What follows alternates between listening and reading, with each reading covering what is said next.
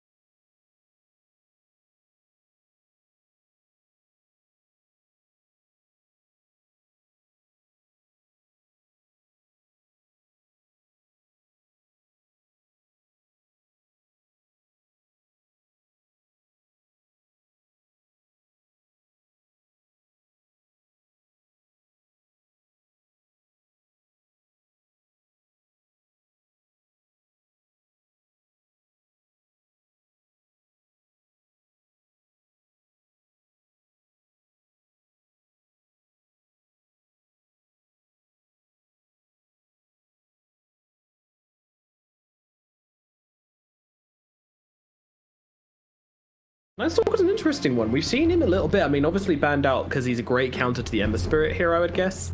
But yeah, I don't know. I don't feel like he's like a super high priority pick, but maybe he's going to counter something else they're going to pick right now. Maybe they want the Phoenix on Thunder Predator next.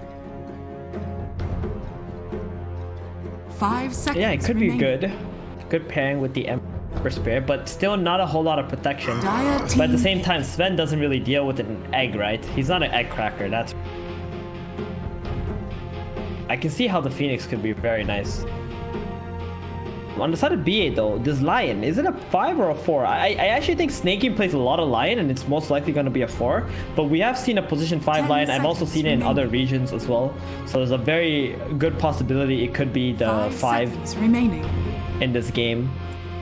Yeah, no, people have been playing it as 5 quite a lot, both in competitive and in pub play as well. So they've got their options open, you know. If anything comes up, you know, maybe they take the Phoenix on Thunder Predator and then Business Associates want to run a Mirana, then they can move it to the 5, or if they want to grab like an AA, if Thunder Predator grab like a Morphling or something, they can move it to the 4. You know, I think that makes the hero more strong when you can flick it between the 2 roles and not have it stuck into one. And Lion can certainly do that right now.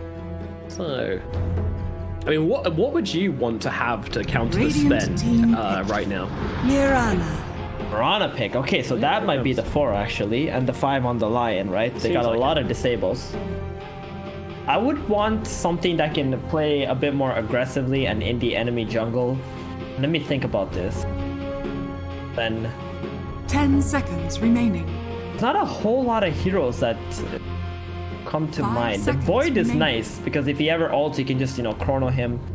Would have been nice with a Phoenix combo as well. But Phoenix is good. I think Undying, that's a really good hero against Sven because he cannot fight into the Tombstone, right? He can't move around the Tombstone, and then you also get, and you can't kill it. You just can't kill it in any way. He attacks so slow. It's all about that burst damage. Yeah.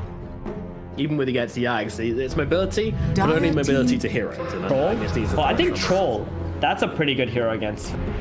Doesn't get bursted, right? You can just pop your battle chance and just go on the Sven, especially once you get the Basher.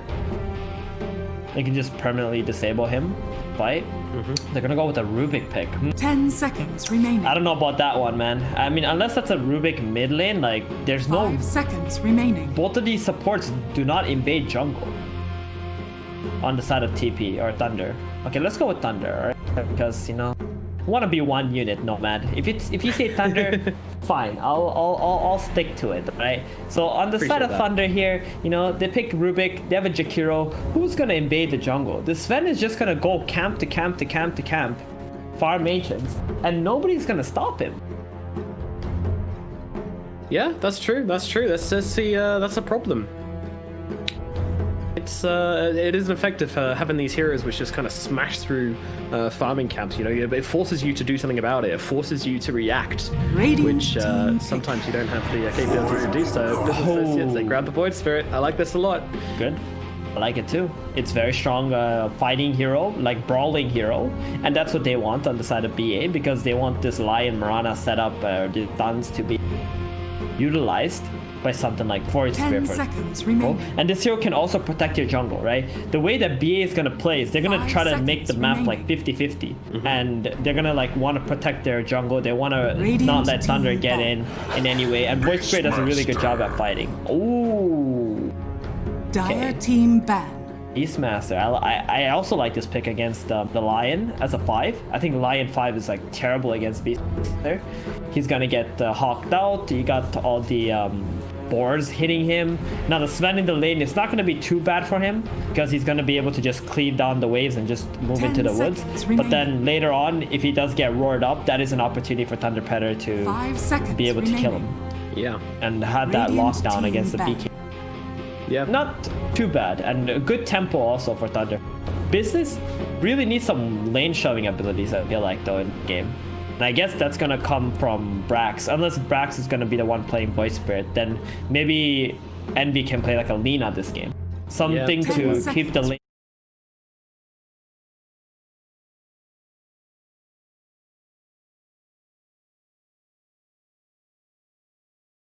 In the same boat where they're very mobile, you know, with the leaps, with the jumps on the Void Spirit, and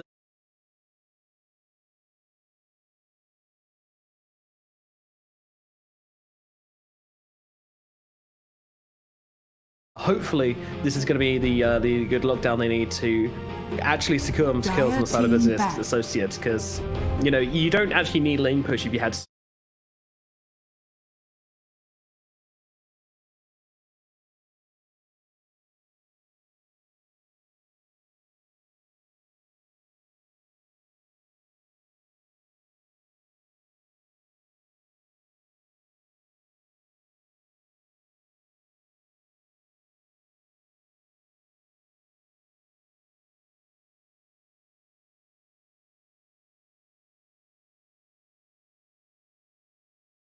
(2020). I admit.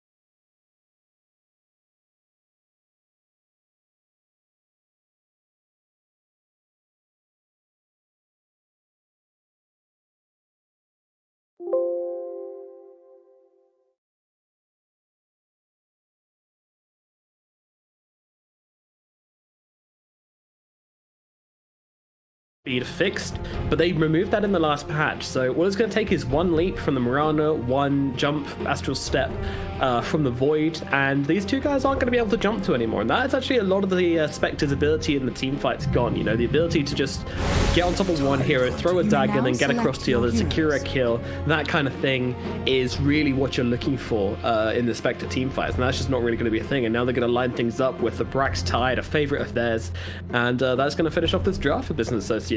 Who are your favorite based on these picks? I mean, Tide's a really good hero against Spectre. Really good against Beastmaster also. So they have a lot of aura items they can... or BA's line.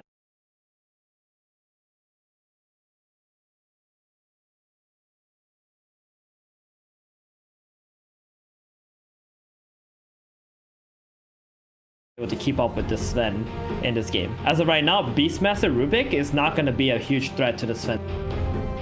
Yeah. It's I think it does look like an uphill battle for Thunder Predator. Can they bring enough to this Sven to stop him having a free game, or is he going to run away with it? Or maybe is the Spectre just going to prove to be the better carry in this situation? I wouldn't have thought so, but we shall see. My one question is, do they have like enough? It's not going to be a huge threat to the Sven. Yeah. It's Does it look like a good Ember game to you? I think the Tidehunter is gonna buy aura items and then Ember is not gonna shot any. That's what I think is gonna happen. And the Void Spirit is also a pretty good hero at dealing with that. Actually, if the Ember ever uses a Slight, you can drop your Remnant on top of the Slight where he returns.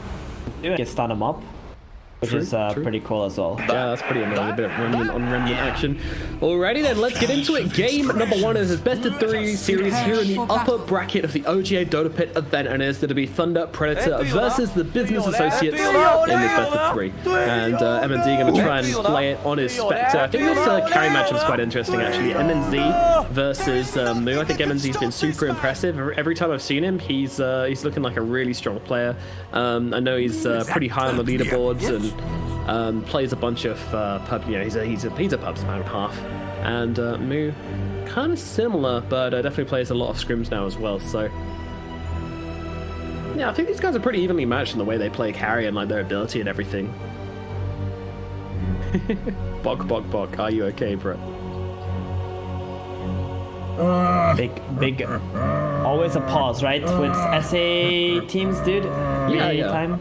It's a it's not a game without pause. Yeah, that's for sure. This Tidehunter, I think this game is gonna have a really good time because it's playing as Jakiro and a Spectre, and as long as the Mirana keeps on arrowing the camp and maybe even early range creep, you can just leave the Tidehunter on his own bottom. Then he's gonna get like a Vladimir's and it's gonna be really nice for him. He's just gonna park himself bottom. Who's gonna kill the Tide in this game? It's definitely not Beastmaster, right? No. Can't roar him. I mean, I guess Spectre's got the pure damage of Desolate later on if you can find him alone. Right, that's helpful. But yeah, I mean, that's gonna go through Anchor Smash, right? At the very least, and Crack Shell. Yeah, I think the Spectre chops up the Tide pretty neatly later on in the game, but we got to get there first. Do you not think? Yeah, I mean, Spectre is not bad at doing it. I'm more worried about like how they're gonna hold him down. What's gonna happen in this game is this Tidehunter is gonna go here. He's gonna take this tower and then he's gonna invade into this area like near the tier 2. And then TP are gonna need to bring so many heroes down bottom lane to try and deal with the Tidehunter. And then Sven is just gonna AFK in this triangle area and farm. So it's not gonna be pretty for TP if they don't actually win this Tidehunter's lane. Like they have to really beat this Tidehunter so it doesn't get to that point in the game quickly. Alrighty, we'll see how they manage to pull this one off. Meanwhile, there's a bit of a choo-choo train coming in at the top of the Business Associates. Go for a bit of an adventure to wrap around on Thunder Predator. MJZ and Frank could be in a vulnerable position here. Dude, they got so many stuns on the side of BA here in this. Yeah, they really do. They can just throw everything at somebody. They just paint it one by one, and they're gonna get a first blood. There's only 3 heroes on the side of Thunder here. I keep wanting to call them TP, man. It's like see you later, nerds. It's getting confusing.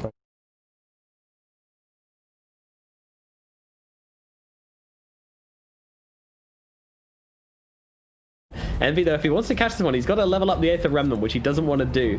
And Mirana has the arrow leveled up, but MJZ getting under the tier 2 tap. Oh, is he actually wrapping around it? No, nice dodge on the arrow.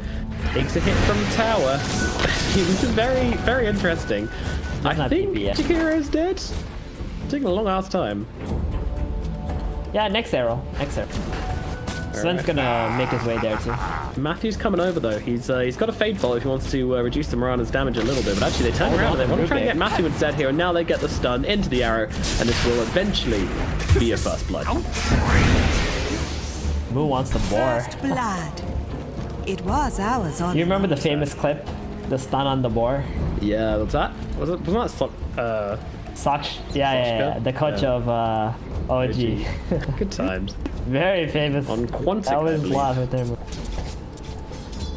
Cost them their chances at TI. Very sad indeed. Anyway, so let's get into this game. So up in the top lane, we're going to have Moo and Fear on the Lion and the Sven versus Mr. Frank on his Beastmaster and Senor Matthew on his Rubik. I feel like this lane is pretty good for Thunder Predator, actually. I don't know how well Sven lanes, I haven't seen him in such a long time, but Beastmaster Rubik does seem very good. they're just gonna keep on stunning up the board and killing it off, and then Zen's gonna max out his great cleave and push out the lane all the time and make Air go into the jungle and pull the small. So I think they're not gonna try to do it. They don't actually care if they get any kills top on the side of BA. They just need XP and gold for the Sven.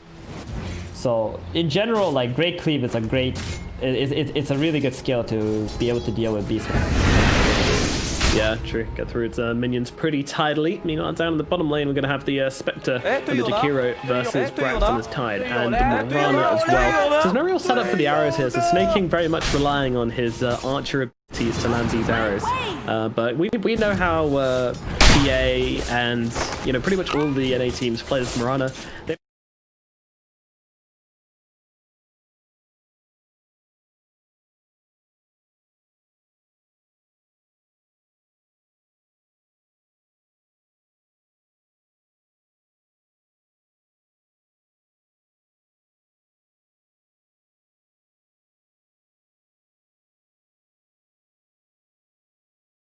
In every single game, especially in NA, the supports always buy healing stuff, and they keep bringing out more and more and more. So it's like you're adding your net worth onto your carry's net worth by just constantly healing him up.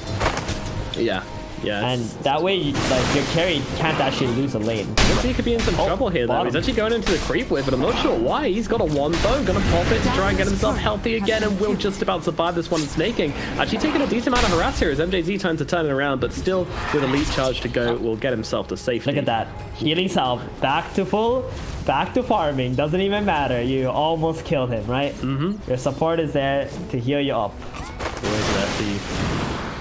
Oh, I'm in MJZ, though.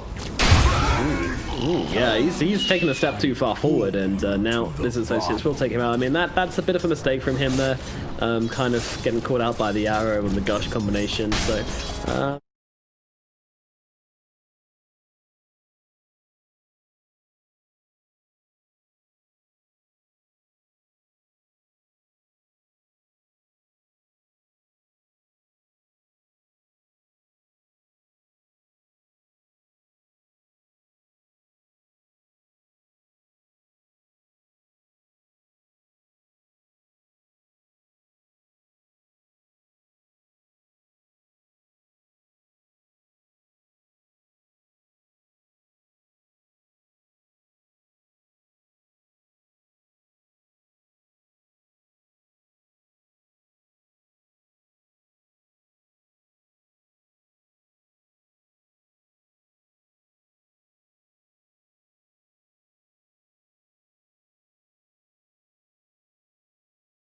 Everyone's coming in for the power rune right now. Arrow actually going to catch onto MJZ here, and Neostyle's just bailing on him here. He doesn't have any spells to help him out with. MJZ is probably just going to lose his life, although the Fairy Fire keeps him alive a little longer. Snake King going to keep on having to chase for this one. Actually, through the trees, I don't think he will be able to finish the job. Ward. And they're going to see that ward as well. Yeah, that's very nice for Thunder Predator now.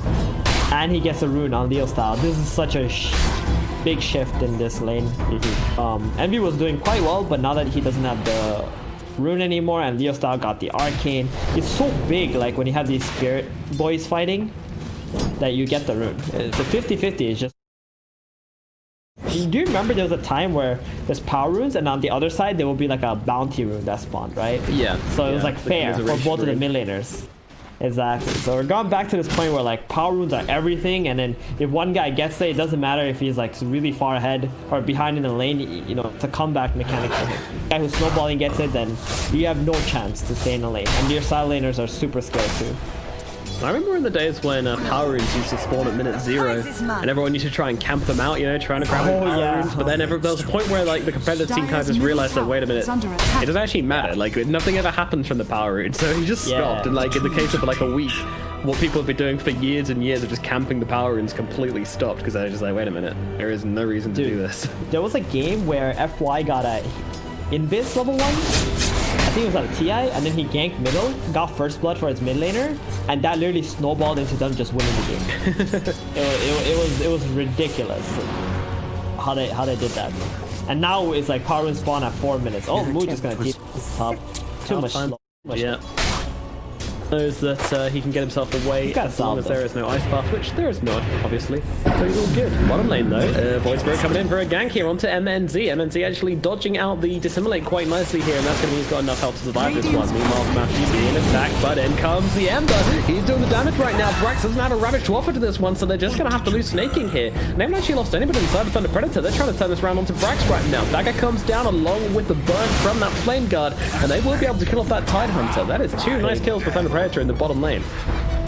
Huge rotation from Ember, and this is all because of that 4-minute power rune that he got, right? That allowed him to refill his bottle, you know, stay healthy, get ahead in the mid lane. Look at the difference now. Envy has fallen behind slightly, and now getting that big kill on the Tide Hunter. I mean, it doesn't really stop the Tide Hunter from doing what he's going to do, but it's still good, right? They got any kill is good at this point in the Radiant's game. middle tower is under Thunder. attack. For sure. This Tide is still a problem. Like, so hard to chip him down. As soon as he gets the Ravage as well and finishes his... He's a problem. He's also the lowest CS problem, but then again, this CS is really, really tight between everybody. Like, he's only 1 ahead of MNZ now, completely even actually, and yeah, very, very close everywhere really. Like, no one is really, except Moo's pretty far ahead, I guess. He's very far ahead actually. So Snaking has rotated top now. He realizes this is probably the lane where he can get the most done with his arrow. I mean, there's 2 stuns up here, and also he needs to destroy the catapult, the siege creep top, because the Beastmaster is just gonna wreck their tower. Oh, tanks nice the arrow. Not going to find anything from, I don't believe, although Moo's coming over it. He's got that God Strength going right now. He's getting a lot of Beastmaster, but in comes the Horn. They try to turn it around. Murata's going to be the target right now. Nobody dead as of yet. The Roar comes down onto Moo to try and control him up. The SR comes over, but MNC, he wants Fear and will get him. Now a little bit vulnerable, but they got Moo on the front lines as well. Thunder Predator are fighting really, really nicely here, but in comes the Void Spirit trying to clean up MNZ. Will get that kill. Leo Stahl a little bit vulnerable here as well. Has a team behind him, but they're pretty low on mana at this point. But they're going to drop the chains onto Snaking. Not enough to finish the job though, even with the Fade Bolt. Snaking will back himself away, and the fight will go. And yeah, I mean, it pretty much diffuses from here on out. The fact that the Spectre dies, it makes it a little bit okay for Business Associates. But my fear right now is Leostar, man. He's getting so much of the map right now. He is the highest net worth hero, moving around all over the place, finding some good kills. Envy doing the same thing as well, but I think I'd rather have the Ember Spirit on my team to scare him with the Void. Yeah, the Sven also died there, so that's gonna slow down his farm. That arrow was meant for the catapult, right? I think they would have been very content with the catapult dying, so the Sven can just continue farming. But if Envy actually, if Envy actually TP'd it right away and the Beastmaster died like without getting his roar off, I think that was a very different fight. But you know, Thunder at the end of the day, they did bring 5 heroes top and they were not able to take the tower. They still traded for their carry. So yeah, like you said, I think BA definitely came out ahead there. And meanwhile, Brax doing Tide Hunter things bottom. Look at his CS now, right? We're talking about how he was on the bottom end, but now he's all the way second highest. Gonna keep on being this big nuisance bot. He's level 8. He's actually skipped out on boots and just gone straight in for the Vlad's here because he just wants that sustainability in lane. Under attack. Exactly. He doesn't want it. He just wants to be this immovable wall that's gonna protect the Sven's or the path to the Sven. And turns Sven into the unstoppable object. Very smart. Yep. Radiant's middle tower. He's almost got is that under minus attack. 2. Very, very close Radiant to it. And now there's already a shift in the network. They do take the top tower, but they will trade for the bottom tower here. Beastmaster, he's doing alright too. He's almost got that necro. I think Thunder's next point of attack should be around the mid lane, but they have to wait for the Haunt to be up, which is going to be another 40 seconds at least. Radiant's bottom tower. A little bit of breathing room for BA. Yeah, I kind of want Thunder Predator to pressure this game early because you can kind of abuse the Sven before he has like his first item, especially when he's going Midas. He needs the second item then, and it gets kind of awkward. But then you're playing with a Spectre on your own team here, so she's waiting for her Radiance as well. Yeah, I don't know.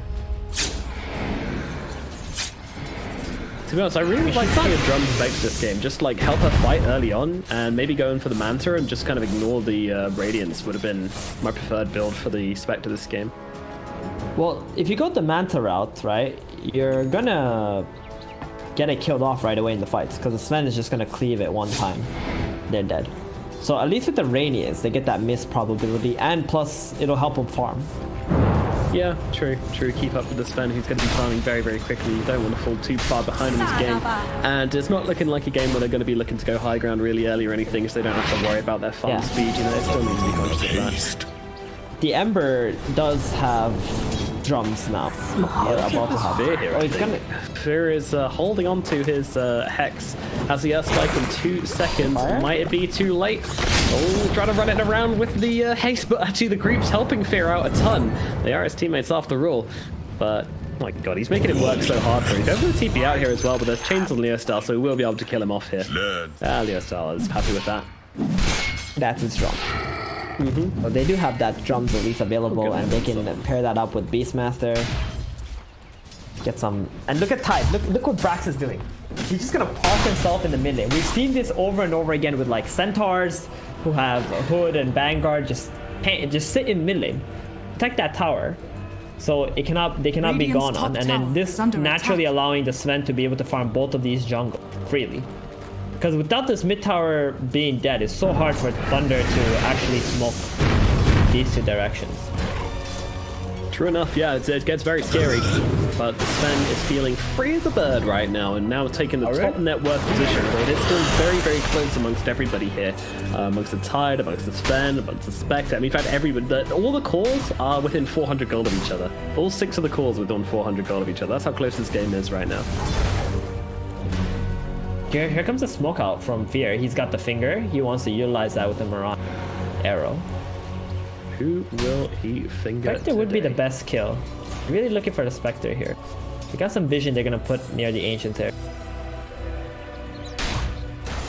And things are getting a bit scary. Okay, there we go. Under attack. Oh boy, Spectre. Oh boy.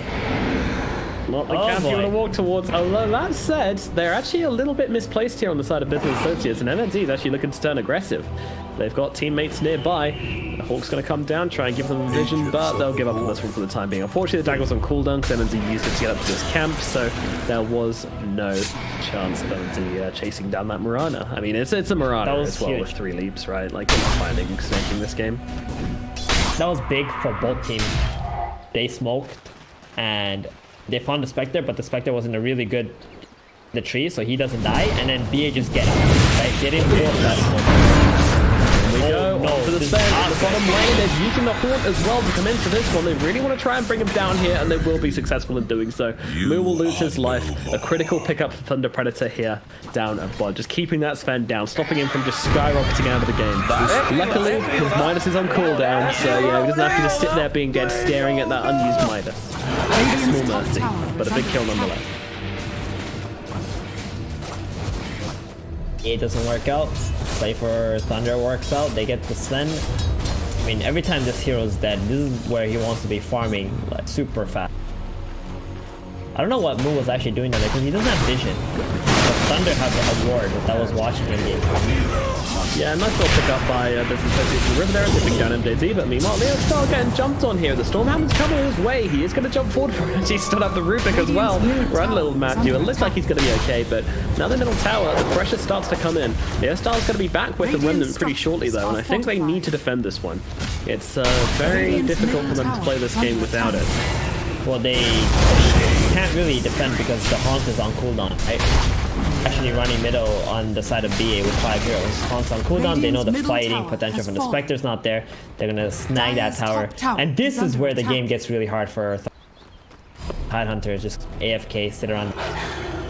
Thunder can't really go there and get that. Dire's bottom tower. The Beastmaster also wasn't really still pushing bottom during all this. Out on the end here, they're going to have a little lockdown from the Airstyle right now. And then they get the arrow, no, because the Ice Path comes in, might have just saved him here. It will, certainly, and meanwhile Fear gets taken down the backlines, but there's that Ravage coming on through. Snaking his death, though, it's just going to be a retreating Ravage. I mean, this is not what you're after here from the side of Business Associates. They have the dream fight right now, but they're just getting taken down one by one. They will drop 3 heroes dead here as Thunder Predator, they defend their territory. My goodness. Okay, so Sven also on cooldown now. The reason why they ran up there is for the boundary, but that was super greedy. You just got a big objective and then you want more right after that. This is gonna allow Thunder to go back to the mid tower. The Ice Path will miss him there. Now Snake is just running himself towards, going for a cheeky arrow onto Rubik, which will connect easily enough. And now Fear comes in. Oh, okay, that's a finger. Matthew didn't like that. get taken down. I mean, this means that maybe they can defend this tower. Although that said, Fear is actually alone and getting burnt up by the Shakiro and by the Ember Spirit. The Fire Buddies will do it. Take down Fear. Still think the tower falls here, though. Not with Brax in the middle lane. It's already in deny range. That's already a pretty good. Oh, yeah, the ball. Okay, so they get the mid tower back right away. Yes, with the 2 centimeter fire remnant. Not really how he's getting out of this one. That one's a bit longer. There we go. Oh, a nice little regen range to throw in the bottle as well. He'll pop this one immediately. A beautiful ice spell from MJZ defending that regen. I don't know. That play into the... Oh, MJZ, they're going to keep chasing it. They have taunts for this. Yeah, they do. MNZ, he's looking at this right now and thinking, hey, you know what? I got a team coming in. There's only 3 of you. I might be able to take you on. Matthew's coming with the vision. Oh, we have the vision. We're going to have wait for the to end, but it will. And down goes Envy. Nice kill. And they're looking towards Brax as well. Brax is a little bit harder to bring down, but with no ravage, they're feeling pretty safe just kind of chasing down under the tower here. They have the slows coming on out here. Arrow not going to connect. Style though, he is taking some damage from the tower right now. He's taking heavy hits from the tower. He might be gone. And they go onto the sidelines, but we want to find a stun onto the Beastmaster instead. And we want to try and take down these Necro units. Meanwhile, the Order comes out from the Spectre. She went back to base and wanted to come back into the fight and keep on this pressure. And actually has a Radiance now. This is scary. She's looking for fear in the trees. Meanwhile, right here it comes towards MNZ. MNZ just going to hold back. They're playing this fight beautifully on Thunder Predator. Look at them dropping so low on the sides of this Associates, but under the tower, maybe it's too greedy. Snake King is survived from this one. Meanwhile, MNZ trying to get through the trees. We've got so much vision here from that Hawk, and Moo can't quite find him. The arrows are going to give him away as well, but there's no way out for MNZ. They will be able to let him down, and that is going to be a kill onto Spectre. Really well done, though. Leo Star coming back in, but the Ravage going to land onto 3. Envy trying to deal with MJZ on the sidelines. Cuts through 2, gets 1. Leo Star's going to go down as well, it looks like. The stun connects onto him. He pops a flame guard, but he will die. And Thunder Predator, I mean, they just didn't stop. They really did not stop, and I think that's maybe a little bit of over-aggression from them being appropriately punished by the business associates. Dude, I have no idea what both teams are doing. First, it all started with, you know, BA going in here and then chasing a Jakiro. Envy died. Then they dive in the tier 2 tower up here with the Spectre. I get it. You have a Radiance. You really want to show off and like try to get a big fight with it. But under your tier 2 tower, dude, these towers do so much damage. You really cannot take the clashes there. And it's Sven fight pops Volti. They chase the Spectre down. I mean, this is going to put B in a very good spot. Spectre dying right after getting Radiance. It's going to put her behind this Sven. It's not the game plan at all, is it? No. This Sven's going to have BKB rather quickly. I think in the next like 3 or 4 minutes, he's already going to get his BKB. And then right after that, we're going to see that Aghanims come. That's when things get really hectic. See, chasing on forward, Thunder Predator under the cover of their smoke. They want to use this roar, and they know that the Ravage is down a little bit longer, so that teamfight spell makes them feel stronger on the side of Thunder Predator, but they won't find anything. A nice retreat from business. Dude, he's almost got pipe on this Tidehunter. That's gonna hurt Spectre and the Ember a lot, because they're the ones who are doing so much magic damage in the fights, or at least the 2 cores do a lot of magic damage in the fight. Pipe gonna mitigate that Radiance, and then once Sven gets BKB, it also won't matter what the what the Spectre does. He needs to avoid the Sven. Yeah, it sucks to play Spectre into a pipe, but like when the pipe comes out at the same time as Radiance especially, like it's kind of the apex time for the Radiance, because, you know, everyone's still pretty low HP early on in the game, so the earlier you get the Radiance, the better it feels.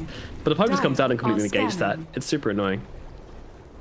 But this Roshan attempt is really nice, and I mean there is a scan coming out, but I don't think it's here in time. That's certainly not. MNZ now with the Radiance Aegis. Man, this is scary. Nice.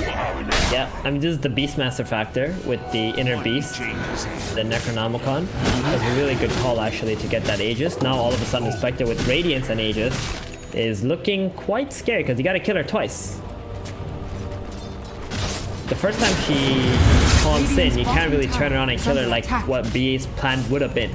So now they actually have to kill the Rubik, the Chikiro, everybody else, and try to ignore the Spectre. They do have the Pipe though, so that will allow them to ignore the Spectre, Dire's top at least for a tower little is while. under attack. They've also found Rubik on the back line here. Matthew just caught out of position in the middle lane, not with his team pushing in that top lane, and gets himself caught out. I think he just tried to push in mid a bit Has been because he knew that catapult wave was coming and wanted to try and Dire's top tower relieve some is under pressure. attack.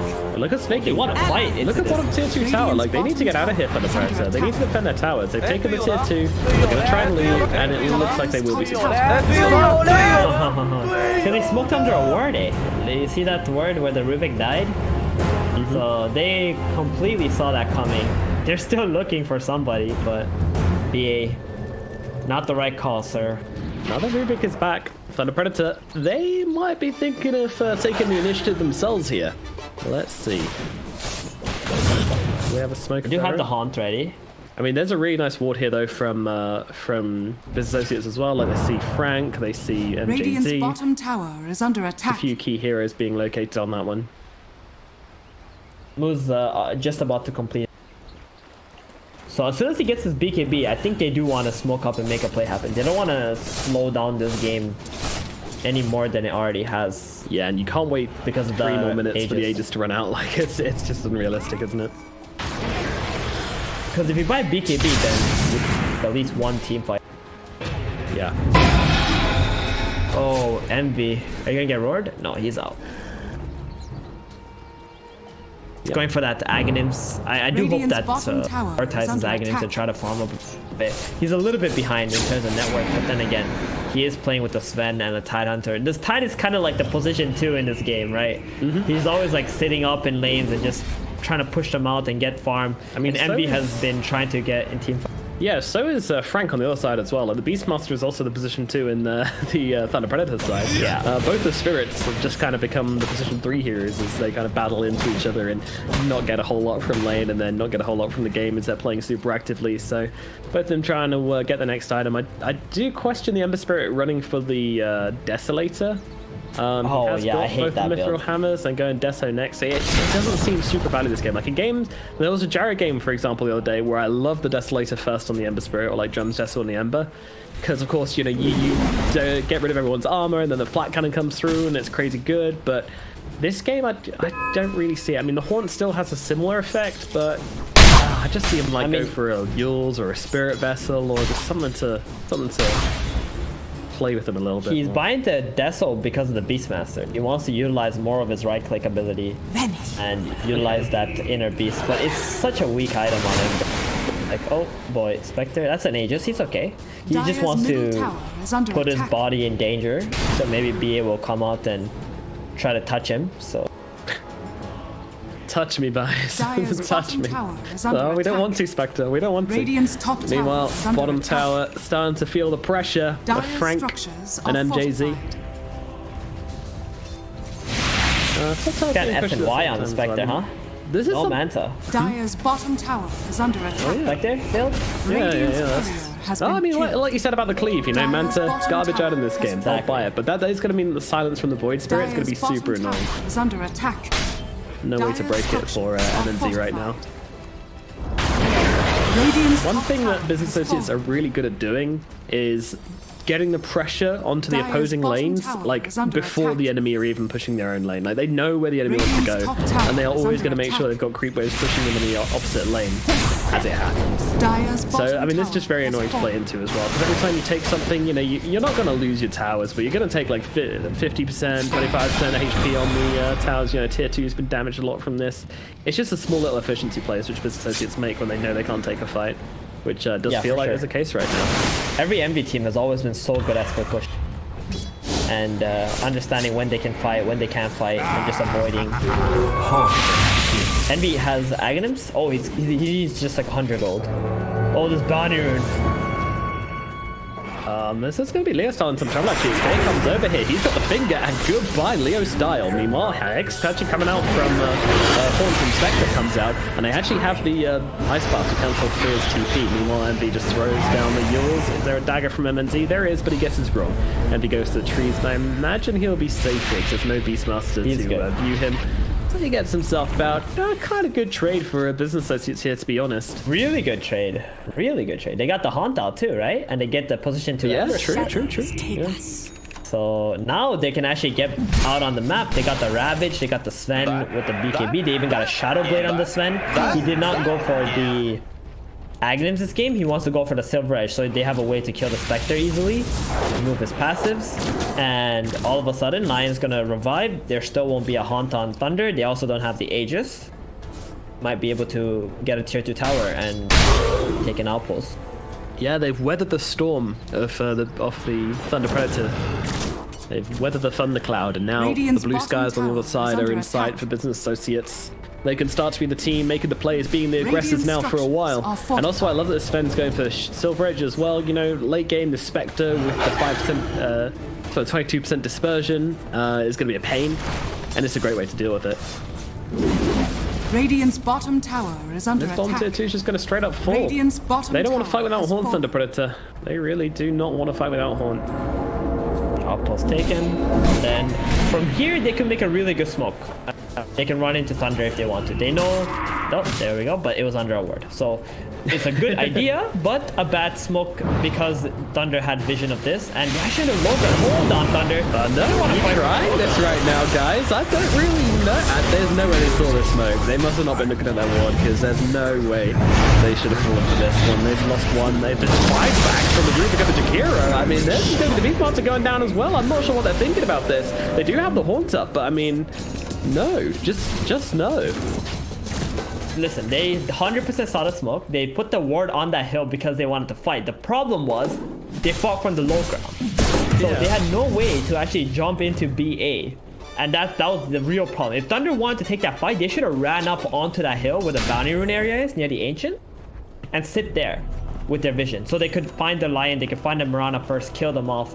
But Thunder, you know, they had the idea, but it was just such poor execution there. And then BA actually getting away with murder there, because smoking on vision is generally a very, very bad thing, or, you know, bad things would happen normally.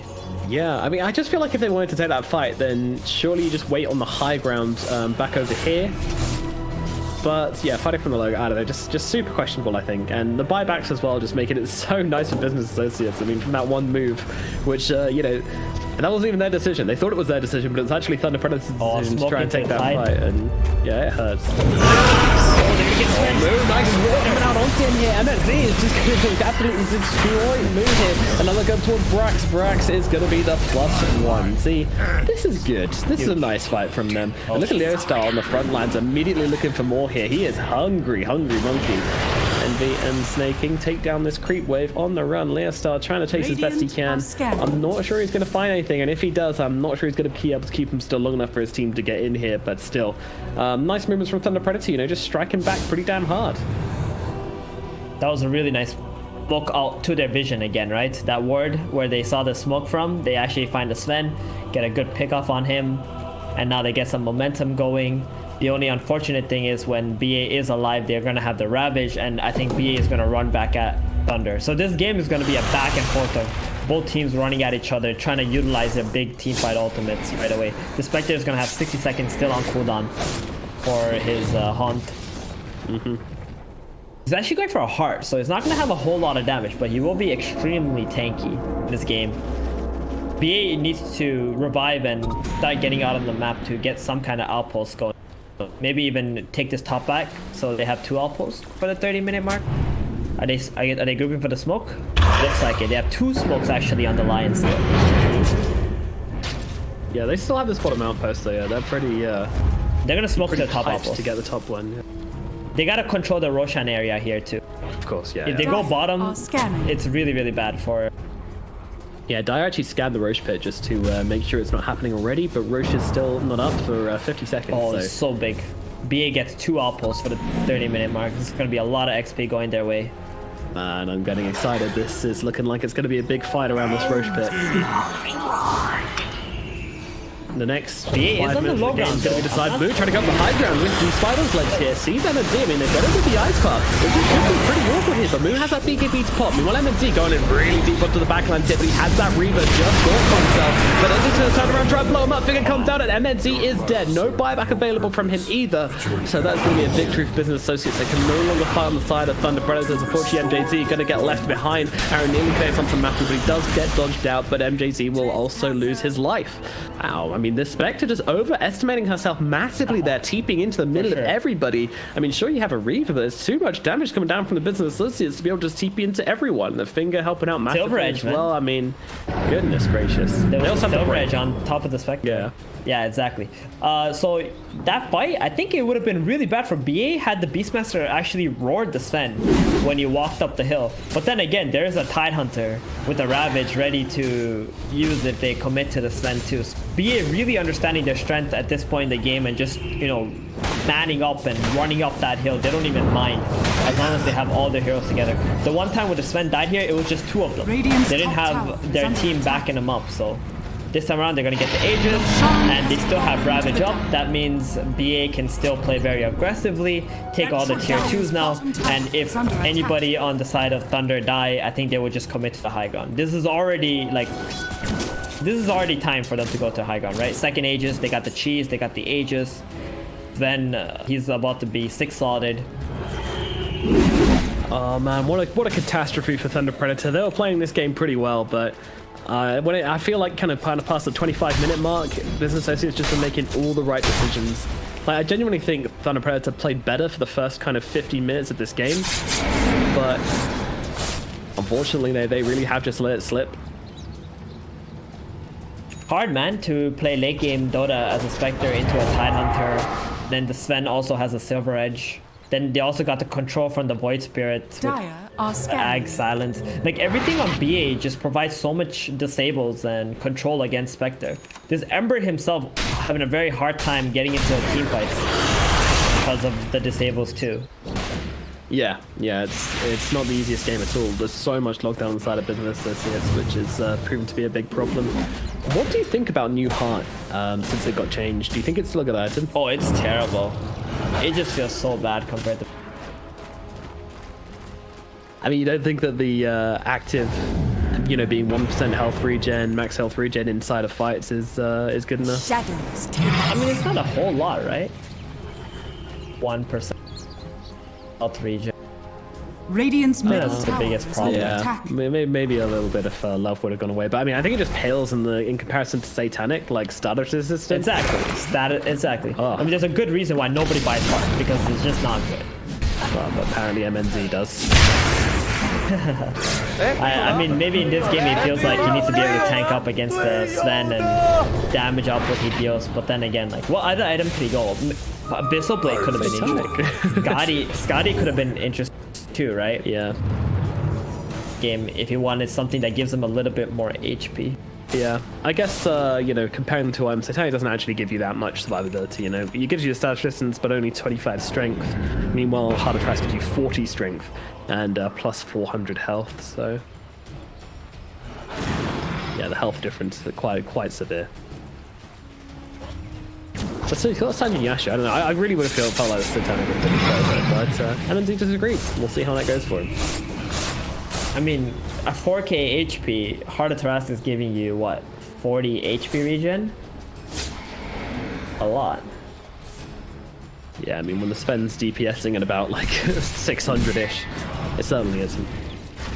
It's just the increase all passive health regen thing that gives them a little bit more, but then again, like, it's just nothing. They can just ignore the Spectre if they need to, if there's other targets in the fight. If not, they will just focus on that. Style getting slown up. Gush coming out onto him. Meanwhile, a quick blink away from Matthew. Starts being chopped up by the Void Spirit as well. Radiant's middle tower Very has fallen. tense in the middle lane, but the tower will go down. That Predator continuing to leak buildings across the map, but at least they're not hemorrhaging any kills. They're being very disciplined, getting their heroes out when they need to. And also a push coming in down this bottom lane just to create pressure somewhere else. Radiant There is a Moonlight Shadow, but that was seen once again by this ward, and this time they are not hesitating to ping it out, and Leo Stahl is going to get himself out of there. Gold for me. Money changes. Spectre as well. TP away. Nice and disciplined from Thunder Predator. So yeah, map awareness is very, very good. And that's why they haven't really lost any heroes in the, any key heroes at least in this Aegis timing of the Sven. And it's going to run out in just 1 more minute. So 1 more minute to survive into Business Associates, and then you've got a fight back on your hands. You can keep playing the game. Yeah. They really wanted the Satanic on the Sven before they did something. Spent a little bit of that Aegis timing to be farmed that up. I mean, they got a 16k Goldie now. Tidehunter also has the Solar Crest. I think we didn't mention that, but that's going to be huge. Buffing up the Sven here. 80 attack speed permanently being given by the Tidehunter. Yeah. So good. Well, permanent uptime, but yeah. if only Solar Crest, you could just hold it on one hero and just ignore it. Alas. Mu smacking away at this top tier 2 tower, using that Aegis, taking every single building. Oh man, mine is in the backpack though. Radiant's top tower has fallen. Half a cooldown. Gross. Feels bad, man. I mean, he could technically put it in instead of the BKB, right? Like, he does have an Aegis right now. I mean, true, but you can save your BKB for if you die. Aegis, but kill the bird. He's gonna put it in now, right? Surely, he's got it. Kill the bird. It's back in action, baby. The Midas. Whew. Aegis is gone though.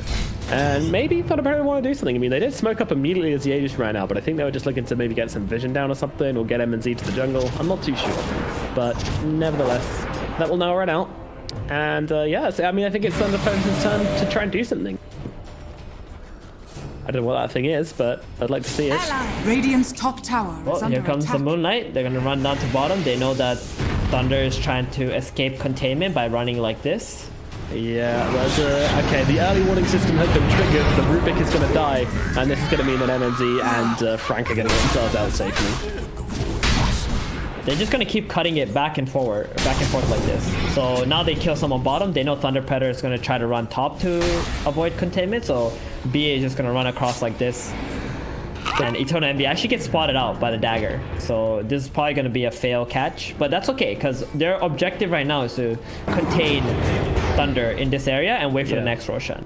I mean, I was going to ask, do you actually come back with this play? Is this play, you know, yeah, they're playing well, they're not getting called out, sure, but is this a way of playing the game which is going to see them actually ending up with the victory? I mean, you have to do this because it's the only possibility you have. You can't just blindly smoke up and run into your opponent, especially while your Rubik is dead, and hope for the best, right?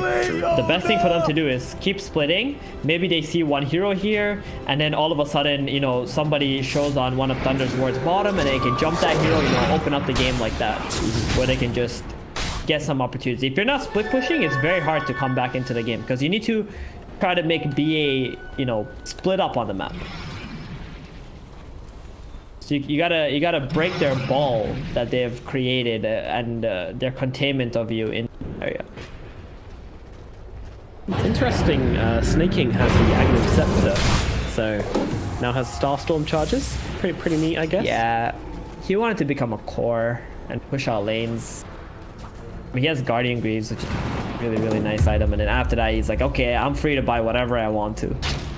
The Necro units are actually, with the boars, are going out on little dewarding missions, which is kind of cute. So watching this little army march around, getting this master some vision. Spectre's going for a BKB next. No, heart into a BKB, my Field's goodness. bad build. Definitely. I think one of the reasons why he's not going for the Abyssal or the Skyly or something, maybe it's because he doesn't have Manta, you know? Because if you get the Abyssal, you need that Manta to be able to get that burst damage from your illusions, the Desolate.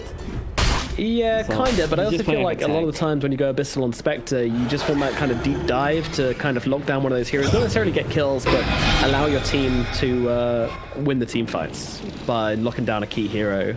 I don't feel like it's always about trying to get the kills. But he doesn't do damage though. But yeah, That's the problem. he's a potato rolling around the without team fights, Manta, burning things around him. It feels terrible. I mean, if they focus him, he's going to do a lot of damage. Like, if they focus the MNZ, Dispersion's going to wreck everyone, but why would you? They can ignore him because of his build. Yeah. And also Silver Edge stops dispersion being a thing as well, so we'll swing up onto the high ground along with the Moonlight Shadow. This might be a fight. Thunder Predator, so they want to actually take this one. I mean, they've got everything in the front lines here. No PKB on Envy. Does have the Linkins. Arrow's going to fly on through. Meanwhile, Brax just wants to go for the bounty rune. He only wants one thing. MNZ's going to be the target right now. Has that PKB race going to be another walk up down on the back line. They're trying to bring down the Rubik. Lion. It's again successfully. Now they look over towards Snaking. Snaking running low, but Leostyle has to be careful. As down goes Fear. Both Matthew and Frank have died there. Oh no, they've got the Spectre, they've got the Silver Edge, and down goes MNZ, the key kill of the fight. It's like she didn't get the memo. Everybody else backed themselves away, but the Spectre went in deeper, and now she's dead. Rubik's seen on the sidelines here. He's going to get torn apart, silenced, and dead.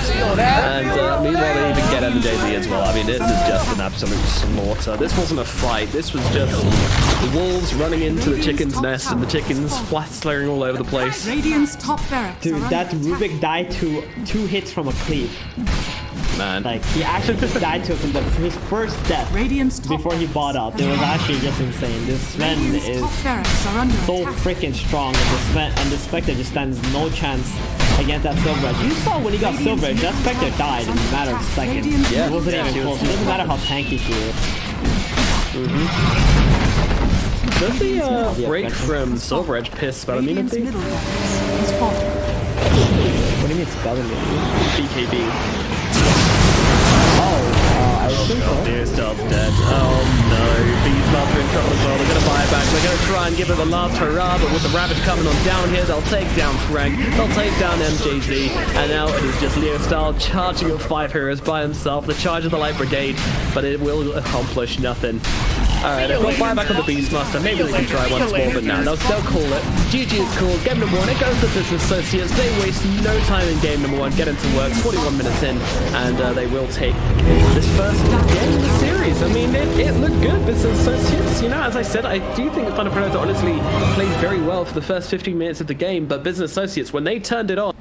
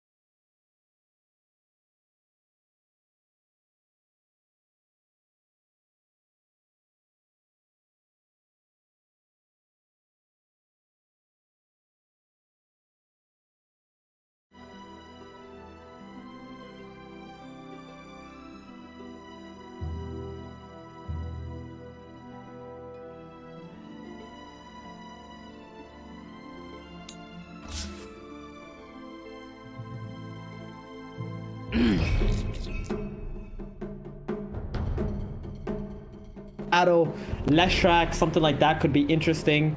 So you get that.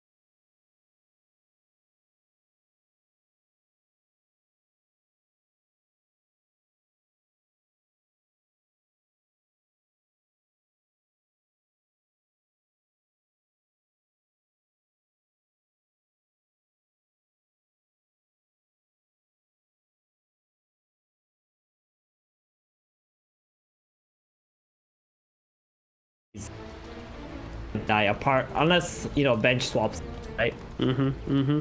So that is a big that's a big weakness on the side of Thunder, and that's why they're gonna be on a time. Yeah, they could sprout him if he doesn't have a quelling blade. That's about it, and he's probably just gonna skewer through that as well. So yeah, I mean, definitely problems for that BKB usage, but hopefully the swaps are gonna be on point. Maybe MJZ just sacrificed himself, you know, blinks onto a cliff and swaps back. Is that actually a thing? Because I remember for a long time, swap gave you free movement for like 2 seconds afterwards, right? Free movement, like non-stop. Yeah, that was meant for when you get swapped onto hills and things. Yeah, can you still do that now, or? Dude, you're asking me things that may have already been changed a very long time. But I same thing think with it Hook doesn't as work. well, It doesn't I work remember. that way. I mean, I play a lot of bench and I haven't You haven't been buying blink daggers and getting on cliffs and you clipping later, people? that used to happen when people used to grief one another. Like they would pick like Pudge and hook somebody to the hill, like your allies, and then you couldn't get down anymore. And the same thing with the bench swap. That's why they did that. But it doesn't work on your opponent. It doesn't matter. Never mind. Well, Like you want your opponents to be stuck on cliff. yeah, exactly. That's what I'm saying. It's a way to counter the mag, you know, get him on a cliff and hope he doesn't have skewer ready. Yeah, okay. All right, you're going real. You're stretching this real far. I am. Yeah. To this find is the a way point. to deal Hey, with man, the it got us through madness. the pause, okay? It fulfilled its duty. Matthew, gonna see Envy here, the two Spirit brothers. So it's a really good play by Thunder to try and contest. They're actually gonna trial in bottom. I think this is very good. If they actually put the Nature's Prophet against the mag, would have been a complete.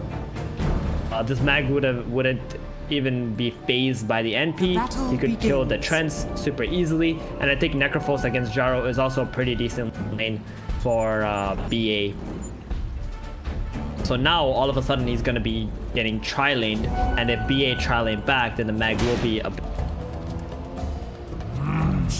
Which is not what he wants. He wants to be super fast. Much solo X when he gets level 7. Yeah, max out that Empower and start hitting yourself some creeps. Recently, the Empower damage was rescaled from 10, 15, 20, 25 to 11, 18, 25, 32. So this is a significant power up as to what it used to be. You definitely feel it when you're playing as a hero. Of course, Magnus does he receive? Yeah, he receives 2 times the bonus damage as well as a cleave, right? Yeah, he does. So pretty pleasant. He has so much damage. Look at his damage. He has 76 plus a Quelling Blade that gives him 15. Hogs. Easy last hits. But there's 3 heroes on him. There's gonna. Yeah, that's kind of open. Oh, nice skewer back onto MJZ though. Is that going to be able to bring him down? He needs one more right click if he wants to kill him. And a nice block in from Matthew is going to save MJZ here at the very least. Oh, close to being beautiful from Moo, but unfortunately he didn't quite land it. Stun out now onto Moo as well. There's a lot of damage coming out from Matthew and MJZ, and yeah, I mean, Moo's just not being allowed out from his towers. MZ just kind of free farms in the lane. This isn't what they wanted. This was not what they were looking for at the start of this map. Especially with the Magnus getting beat top.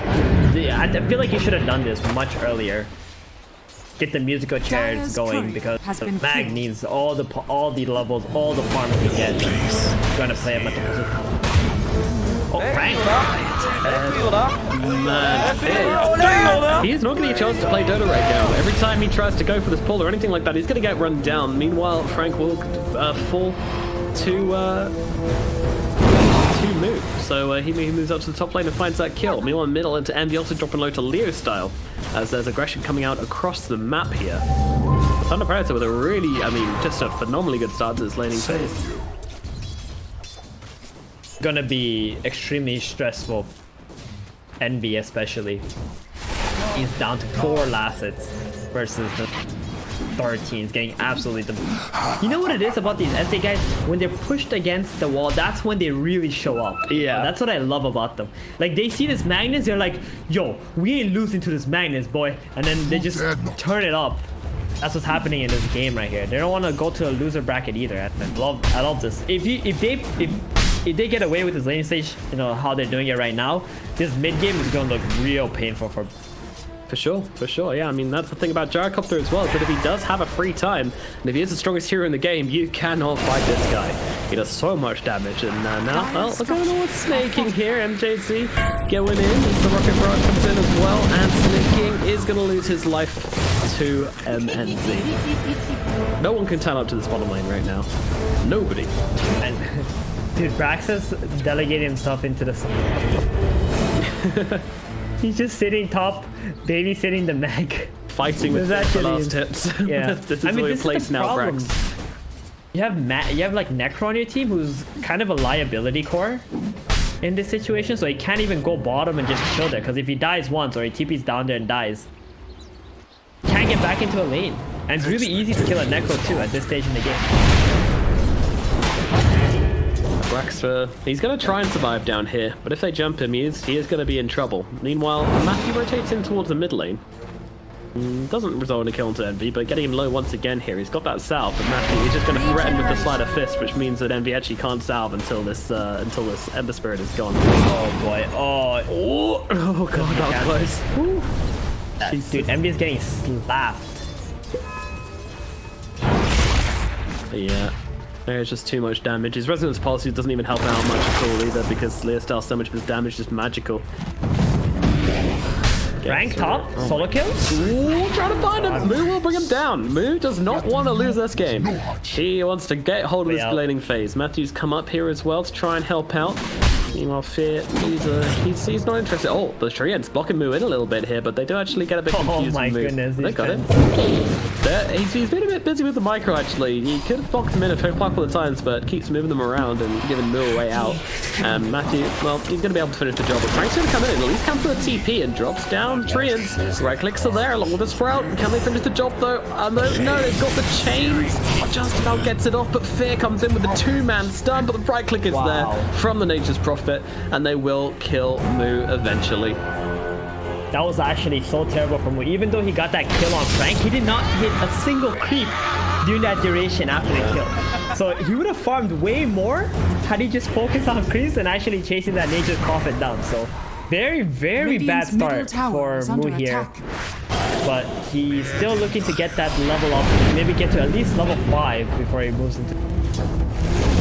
Dodge from Envy in the middle lane as the pressure continues out on them, but Brax is not going to be so lucky in the bottom lane. And they're looking towards snaking as well here, but MNZ, he's got bigger priorities. He's got creeps to farm, not heroes to kill. Damn, this game is looking hella impressive by Thunder here. They're going to play so aggressively on this map with this early game lead that they built up. This Lina is insane too. Yeah, like, you don't want to lose the laning phase this hard with Thunder Predator. They are not going to let up on you.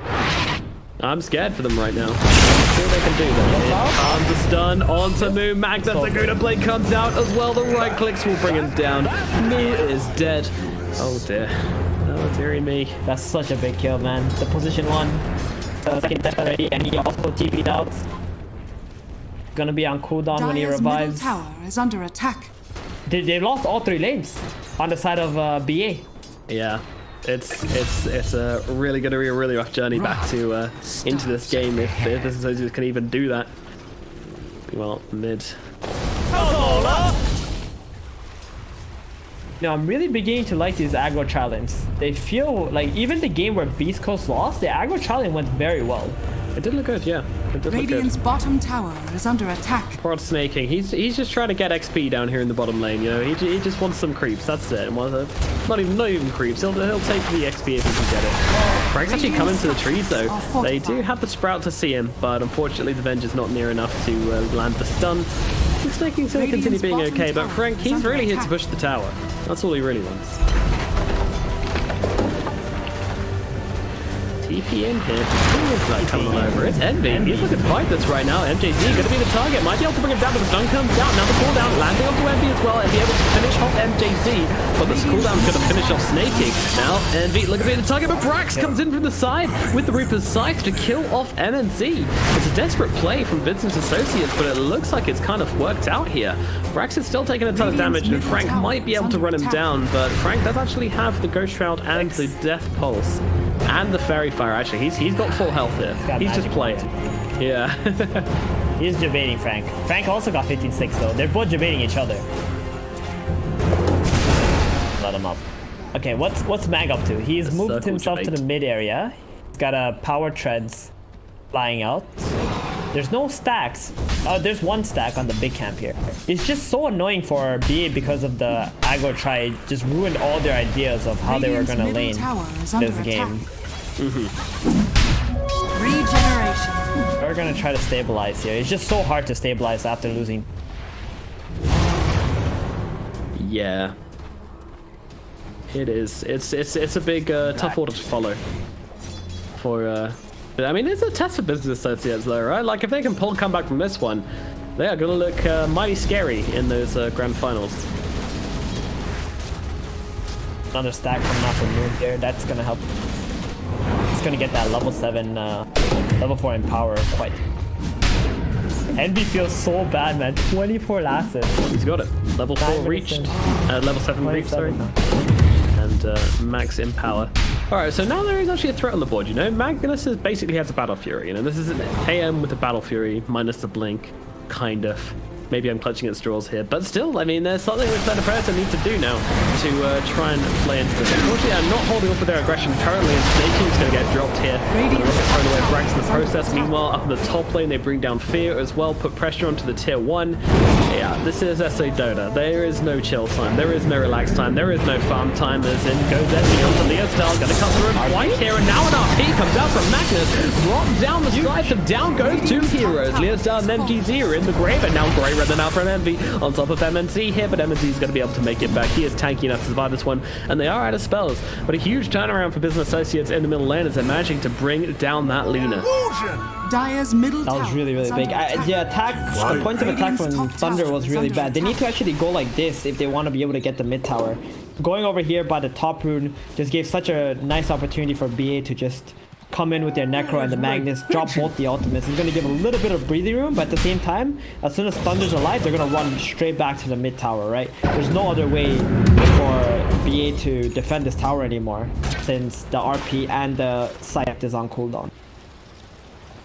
At least they should run back to the mid tower and take that tower. Yeah, definitely. It's the last tier 1 to take, and the most important one as well. And with RP down, there is no more threats, really. Who's going for that Echo Saber? About 1,200 off from it. MV's trying his best to defend this as much as he can. They also have that Trent, the mid here. Catapult, not quite yet dead. Oh my god, look at everybody coming down onto the Void Spirit here, but he's actually going to be able to block the triple red from Matthew, and Envy will go down on the same. They'll get MJZ in response. Leon Style managing to limp out of this fight just about, and Moon trying to play on the front lines here, but he's rooted up. Does survive. Again, they defend the tower. Big. Dude, that was such a big swap onto the Lina, because if they got the Lina there and defended the mid tower on the side of BA, that was an insane hold. It's still good, but yeah, Lina not going down, definitely not as good as it could have been. Meanwhile, in the bottom lane, MNZ just laying some damage into Snaking. Snaking gonna limp back under that tower. I mean, that's the thing though, they do have a tree. You know, this hero is actually gonna make a big difference to how this game's gonna play out, because he's the one who can just push down lanes with the Nature's Graph. He can defend from the Gyrocopter, from the Nature's Prophet, and stop the split push from putting too much pressure on the tier 2 towers without meaning that any of the big heroes have to be out of fight. Fear? Rip. I don't know, he gets off the 2-man stun. Quite yet, actually. Who's waiting? He's got RP. Oh, he doesn't go for it. Not gonna go in there. He might still want Matthew, but yeah, Matthew throws out the sleight of fist. Feels something is wrong. Pop Frank. Dire's courier. Oh, he gets a crit. Casual. Brack's gonna do the offlaner thing, sit in the mid lane, try to defend when he can, but this is a big commitment coming off from Thunder. No, this is it. The tower's gone now. Even though they have the RP, they realize that they just need some farmless Magnus. They can't throw everything into defending his tier 1 tower, so they'll finally let it go. The tower will go, as will Brax in the mid lane. And Thunder Predator have taken every single out of tower at 12 minutes 30. Dire's top tower is It's going to under be hard attack. for business associates from here on out, as it wasn't hard before. Although Snaking's just playing down here in the suicide lane, just constantly spamming out his Nature's Grasp. I would actually prefer it if he, I don't know, Nature's Grasp or Living Armor. What do you level up this game? He has chosen the Living Armor. Yeah, he just wants that to make sure the towers are alive. It's not even to use it on his allies. It's make sure the tier 2s and everything. Keep delaying the game. But soon he will be maxing out the... Dire are scanning. This is what I don't like about BA's draft, right? Like, Necrophos is already a greedy core. Then you also had a greedy support in the Lion. What you want to play with this mag carry is very, very selfless heroes. Don't need a whole lot of XP. Or Radiant's farm for bottom that. tower is under But are attack. capable of fighting, so they can just create a shield for the mag. This game, they're having a really difficult time creating a shield because this Lion wants to play behind people. So does the Trent Protector. I mean, Trent is not that bad, but the Lion, though. Dire's middle tower Not feeling is it, under that's- attack. No, he's not. He's not. Echo Saber now finish on the Magnus though, and they're going to go for a little smoke down to the bottom lane with this RP. Maybe they can find something. Snaking, he's trying his best to bait this one right now, and the Hitchy Pump Faking Overgrowth forces Thunder Predator to actually back themselves out. I'm not sure if that's the best play here, but they're going to go for the wraparound here. Matthew could be in some trouble, but it comes moving. Goes for the 3-man RP, but the stun actually lands on the Luna, so he can't get up his damage straight away. He's doing a decent amount, but he's also taking a ton of damage himself as well. Moon will drop. Matthew with the buyback wants to come into this one. Meanwhile, on the sidelines, they're going for the TP, but Life Tracker already lands, and Leo Star will bring down 2, and that is 3 heroes total dead on the side of Business Associates. Oh, wow. Oh, Mag, you were so close to being amazing until it just wasn't. I mean, where was Envy? I feel like the Envy should have been on top of that one. And he couldn't get in there. He already used both his Astral Steps and all his spells. So all he could have done was walk in there and right-click once, but he would have also died. Dire's Yeah. middle So tower he just is backed under off. attack. That was just such a disaster Radiant's from BA bottom because you can't tower is under attack. stretch a gank like that. No. You can't use double Astral Steps, miss your Aether Remnant, and then still commit to the fight. The moment that happens, you gotta Dire back off already. structures are Because the fortified. opponent is gonna have ample time to react, and then this MP just TP'd in with a mech, healed up his Ember Spirit and Gyrocopter, and they barely killed the Ember. They committed all the ultimates, and all they got was this position for Ember Spirit. Oh, check this Ancients bottom. Oh wow, delicious. Jesus. Delicious. Gyrocopter is having the game which Moo would have really liked right about now. Yum yum yum. Exactly. For example, Lina for BA would have been nice. That's something that could have bought a lot of time, you know, not have a weak lane as well. Fear just belly flops into the middle lane. Dies again. Currently 0 and 6 on the line right now. Brax does have a pipe now. What is next? He's gonna go Guardian Greed. He needs a mech. Moo doesn't quite have dagger yet. 1,000 gold. Having a hard time finding a place. Leo style. He's got the boots traveled on the Yules. Feels pretty strong about fighting everybody in the game right now. 5 and 1. Frank is 5 and 3 on the Nature's Prophet. Having an absolute ball of the game heading in towards the pipe, which is going to be out soon. Probably going to match Brax's time about. Actually, Brax already has his. So. Wait, hold on. He's out. Oh, man's out. Yeah, I mean, Ember had the remnant right next to him, but didn't pop it. The Nature's Prophet didn't even TP for that either. Maybe it could have helped with the Sprout or something. Just to see where he is. But yeah, I was gonna say about the fight. Stars on top of him. Look at who's gonna come down. See you later, buddy. Moon's not farming the Ancients area. He kind of like ran away this while Envy was being chased. But things are really slowing down for BA, man. Not sure where they need to be. Did things ever speed up for them? Out. You cannot slow down if you never sped up in the first place, unfortunately. MJZ and MNZ, 2 MZ brothers on the search. Fit, he's gonna get a little homing missile thrown at his face. This is so nice as well. Frank just like TPing in on the homing missile location, knowing exactly where the land's going to be when it hits, and blowing him up accordingly. Fear with his 7th death of the game.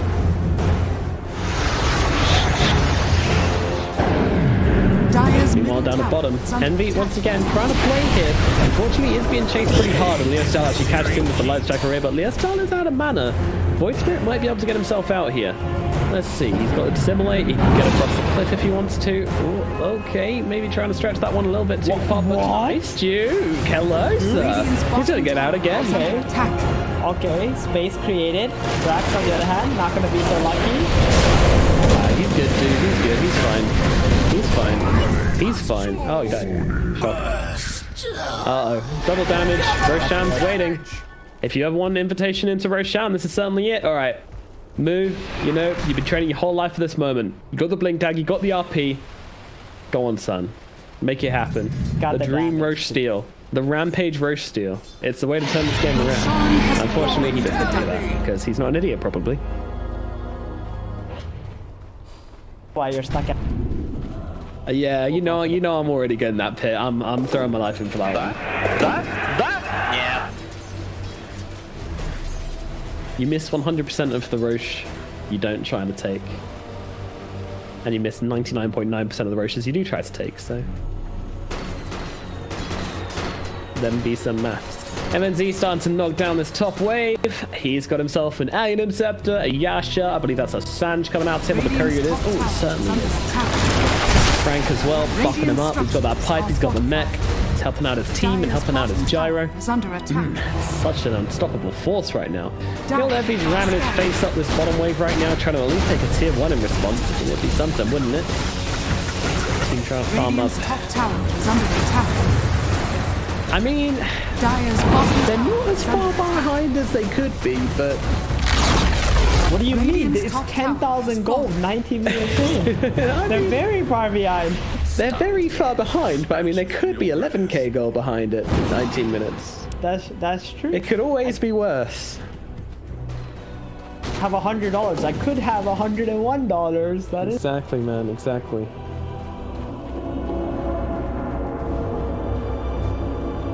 This is not looking like the Magnus game they were hoping for, that's for sure. And this all started because of the tri-lane. I mean, if they TP'd the Lion or the Tremp Protector bottom right away and tri-lane back, I think that could have been a way better situation, but instead they just ignored it. They just went for the 2-1-2. I feel this is where BA really messed up, because Necrophos is not going to have a terrible time against Nature's Law. No. No, you can definitely go one in that lane. Exactly, and Magnus is not a terrible tri-laner. He's got freaking 90 damage level 1. He can last it and deny creeps. Then you got the Trent's Nature's Grasp, which is a really good counter spell. And then Ember level 1 is pretty trash too. So they really botched this game, I think, by not making the decision to tri-lane back and just secure the Magnus. Yeah, I would agree. And now the towers start to crumble. 2 tier 2 towers gone. And more to come as they're looking to move into mid now. You are Moo going on to the Prophet right now, throwing him back into Fear, but unfortunately the kill's just taking too long and they're trying to bail on this one. Moo and Fear on the run. Frank trying to chase, gets, oh no, he got the Sprout onto poor old Fear. Heals out as well. See you later, buddy. That range was insane, right? And the Lion is even like extremely fast. He's got 380 movement speed with his Tranquil Boost. He somehow chased him down and sprouted. Yeah. Nature's Prophet doesn't mess around. Radiant's middle tower is under attack. I think he actually went for Blink first instead of Radiant's middle tower has fallen. Yeah, I feel like he just kind of wants to make the Hallelujah play with a Blink Overgrowth. Maybe open something up for a huge RP. It's about all they can rely on at this point. They'll defend their high ground at the very least. You know, Aegis is going to end in 1 minute 30. I don't think Thunder Praetor are going to go high ground before then. I think they want to control the map. Yeah, they just want to get more work off and then throw the opponent. Move, buddy. Snag What are you doing? He's going for the solo kill onto Frank here, dropping the RP, trying to get himself away, but the homing missile will land, and now they turn around. Nice stun out from Fear. Is it enough to get him away? Don't know. The Sprout is out. The cooldown, the flak. Oh my god, 10 HP. He's dead. They've got him.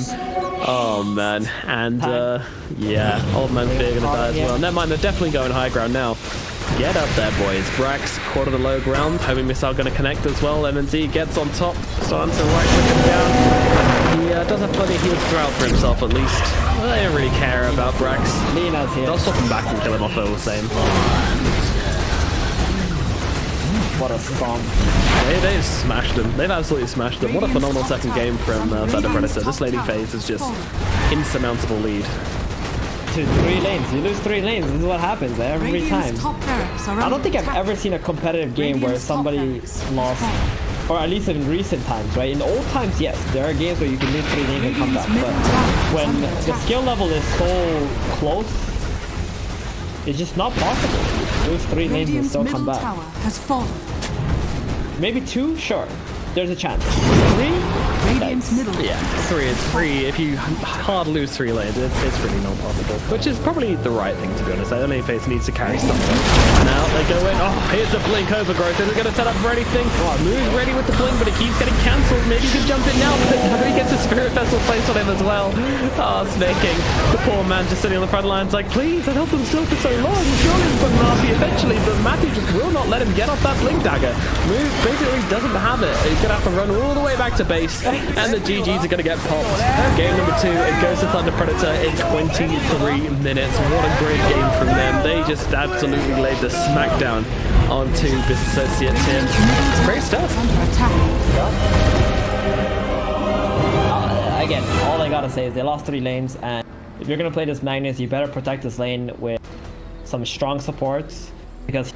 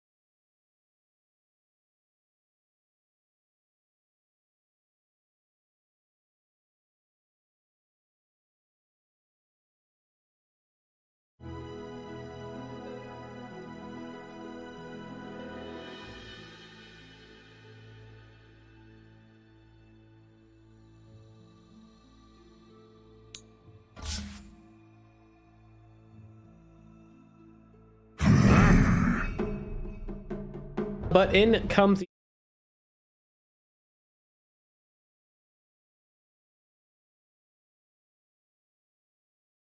I mean, it's just Thunder Predator, man.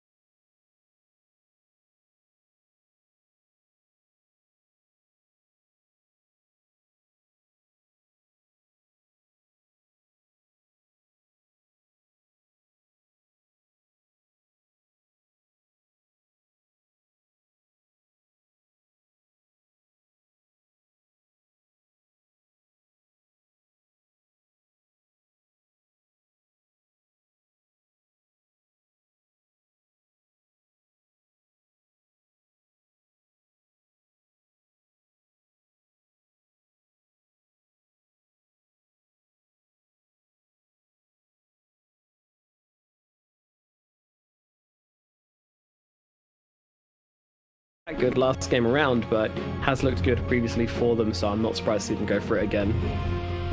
Yeah, this time they do have the Dire team back. second pick. Carry and bat again. They do probably believe it's going to be a Legion Commander going to the off lane. They're not going to get tricked by that. Dude, they might have some hard matchups. 10 seconds. I'm not entirely sure remaining what back. that hero may be. But maybe Thunder do have something in mind. Because again, they didn't first phase back. Or maybe in game 1, they didn't even think Sven was. Yeah, no, he definitely was, but yeah, I don't know. It's I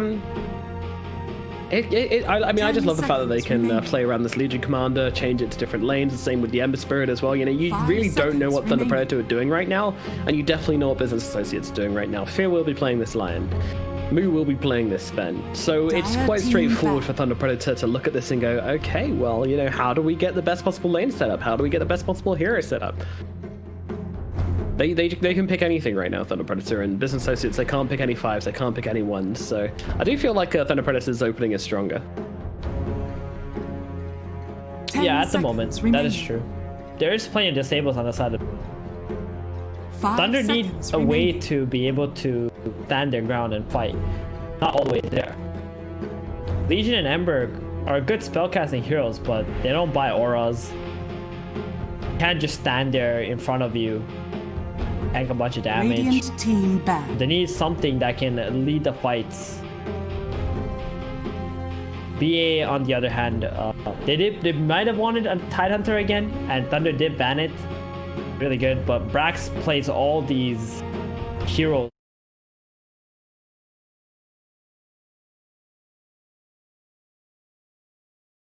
Surprised if BA decided to pick a sense. Remaining. That could be some. That's why I think Thunder actually need to put this Legion Commander in a position team back. so that Frank can play this tanky guy in the. They can do. I mean, it depends on the matchup, though. I mean, you can play tanky mid lane as well, or like go for like a Viper or someone who can just, you know, build. Greaves or Mech or whatever your team needs 10 as well. I don't think there is It's like strictly Necro and restricted. Viper, right? Those are the only heroes, 5 Necro and Viper, seconds who are remaining. capable of doing that. Yeah, I suppose so, more or less. But I mean, it does look like a good counter to the Sven, though, Viper. I would like to see Viper into Sven because I really like that matchup. I actually would love to see Viper in this game for BA, for Oh, yeah? Envy, right? So he can play something that hopefully doesn't lose his lane 10 out of here, seconds remaining. and also has a way to protect the jungle. Because Viper 5 seconds is really hard to remaining. get past, Radiant team and it's also pick. very tanky. They're gonna go with the bench here, so that's most likely gonna be a position 5 bench and a position 4 line. I like this. I think bench is great. This situation, you got a save, you got the minus armor, you got the aura for the Sven, you get some extra strength. She can stack ancients for your Sven, help 10 him kill it, seconds remaining. and Lion now at the 4 means not such a weak 5 lane for B. seconds remaining. Yeah, that's true. That's true. And I think a swap into the duel is a pretty big deal as well, and can help out Ibu's change in the front lines. Yeah, a lot of good things to like about this Vengeful Spirit pick. See what Thunder have to respond to it. Again, you know, it's nice and open for them. They can swap these lanes as much as they want to. Any big counter picks they see could be an option. What I'm really surprised about, What are you reading? anti-mage, if they're going for Sven. Yeah. Like one of the worst. If they have Sven, like AM is actually one of the worst heroes to play up against. Yeah, I'm not So too sure. it looks like a really wasted ban. I know it's game 3 and maybe you're a little bit scared, like AM gets out of hand, you know, things really pop off, but you got Lion, you got Sven, you even pick the Venge. Venge is absolutely amazing. You get that minus armor on him in the fights, he can't do anything, and then if AM goes AFK jungling, Sven goes AFK jungling, Sven's gonna farm faster, and he's gonna hit better timings. Yeah, true enough. True Bishop, but- enough. Bitch, okay. Strong laner. Also the shield provides you with some physical damage reduction, right? 10 Yeah. seconds However, Sven remaining. may jump. I can dig it. I like the I lich. like that. I like that a 5 lot. Yeah, I seconds think remaining. the Frost Shield being the biggest factor here just makes a really big deal to slowing the Radiant Sven down. You know, team Sven, he really wants to just blow up one Enchantress. target and then jump across to his next target and try and, you know, grab a big group of enemies with his AoE stun. That's probably going to be a lot harder with a Lich slowing down the Sven and trying to at least make that first target take a lot longer to kill off, and you know, slowing down his attack speed and 10 everything. He's seconds already a remaining. very slow attacking hero. There's a lot to like about this Lich hero. 5 seconds remaining. Tetris? This is a lot of supports in this lineup, isn't there? I think that's going to be a mid-venge or an offlane venge for Brax. Brax or Envy can both play this hero. So it might be just an offlane venge and a 5 venge. I don't see the Ench being a core this game, but There's no way. a 5 Ench could be good because it can secure the Sven's lane, and also the Radiant Purge is really team nice back. against the Ember Admiral for his Kunkka. Flame Guard. You're going to go with the Kunkka pick here. Okay. Jesus. Yeah, Thunder Predator, they've just got like this 5 Lich, and then like positions 2, 3, and 4 are all just question marks. You know, they can juggle these all they want. The Ember could be 4, the Kunkka could be mid, the Legion could be 3, 10 the seconds Ember could be remaining. mid, the Legion could be They'll 3 ha- again, the Kunkka could be 4, the Legion could be 5 mid. seconds And they're going to just pick a remaining. carry, right? In the last pick for Thunder. Yeah, like I said, Dire they team back. have a lot of flexibility in this Kunkka Legion. But most likely, it's just going to be a position for Ember, Kunkka middle, then Legion off. That's the most probable thing. And then if that happens, the Enchantress pick is less valuable because she's not going to be purging any Ember 10 Flame. seconds remaining. Yeah, well, BA do team have the back. last pick, so I think this is a good thing for Thunder Predator that they can put a bunch of heroes mid. Anyone could go mid who needs to, depending on the matchup. So they probably haven't decided themselves yet, but they can just grab a carry they like here. And Ricky banned out by Business Associates. Not surprised. We haven't seen the return 10 of seconds remaining. MNZ Ricky. Thank God, because it smashed that game. 5 seconds Dude, Lich Ricky would have remaining. been an insane lane. Yeah. Man. I mean, at the end of the day, if you Dire wanted team Ricky, you back. could have just picked it instead of that Kunkka. Yeah, true enough. And they should have. They should have picked their carry first because look what BA was banning anyway. They were banning all the carries out. Yeah. They already had their ideas of like what they would play. There's Let's not just hope many for the left. sake of 10 Thunder, seconds remaining. they still get their carry that they're looking for. Radiant team I pick. think it's important. Yeah, I mean, you're not going to go for an illusion carry on the side of Thunder Predator since you're against the Sven. So they're just kind of ruling out everything else on the side of Business Associates. They're just ruling out all these popular single target carries until you're left with not me, honestly. 10 Just like seconds Troll and remaining. Spectre Yeah. that Thunder like to play. They got, so they got 10 seconds left. Ursa They don't Lich have a is whole lot pretty of strong time. as well. They could do Dire that. team pick. Great against Enchantress as well. Razor. What the hell? Razor? Okay. Surprise, surprise. Yeah. Like actually a surprise. Like All right, Not so expected. yeah, so now we have positions 1 to 4 is just question marks for me for Thunder Predator, seconds but we know remaining. it's probably a 5 Lich, so at least there's that. 5 seconds it's remaining. a 1 Razor, 2 Kunkka, 3 Legion. Unless they pick a hero here where the Legion, like a Void Spear. If they pick Void Spear right now on the side of BA, we'll see the Legion go at the 3. Mm-hmm. But if they don't pick Legion, sorry, if they don't pick Void Spirit and they pick like a range hero, we'll probably see Kunkka at the. Freedom to swap things around, do as they like. I want them to pick a Viper, really. They need something that can stand their ground. They don't have that, apart from the Sven.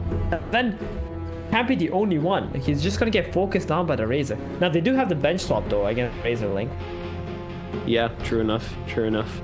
And they have the time to think about this pick. Any predictions? I don't know, man. Why did they pick the end? Ugh. Is it gonna be an Envy special and just pick something crazy in the mid lane? Like a Clinks? No. They can't pick Clinks. I think they're I'm gonna just get saying, run over. something like something crazy. An Envy like. I really think they need something like a Viper this game. They That need a can just boring stand his hero. ground. Yeah, I agree. Yeah, for sure. This is the Benjamin. Choose your Oh. hero.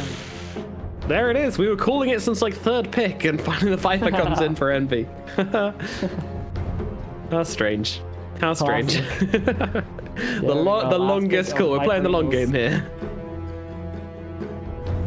Envy likes to wait as long as he can before he...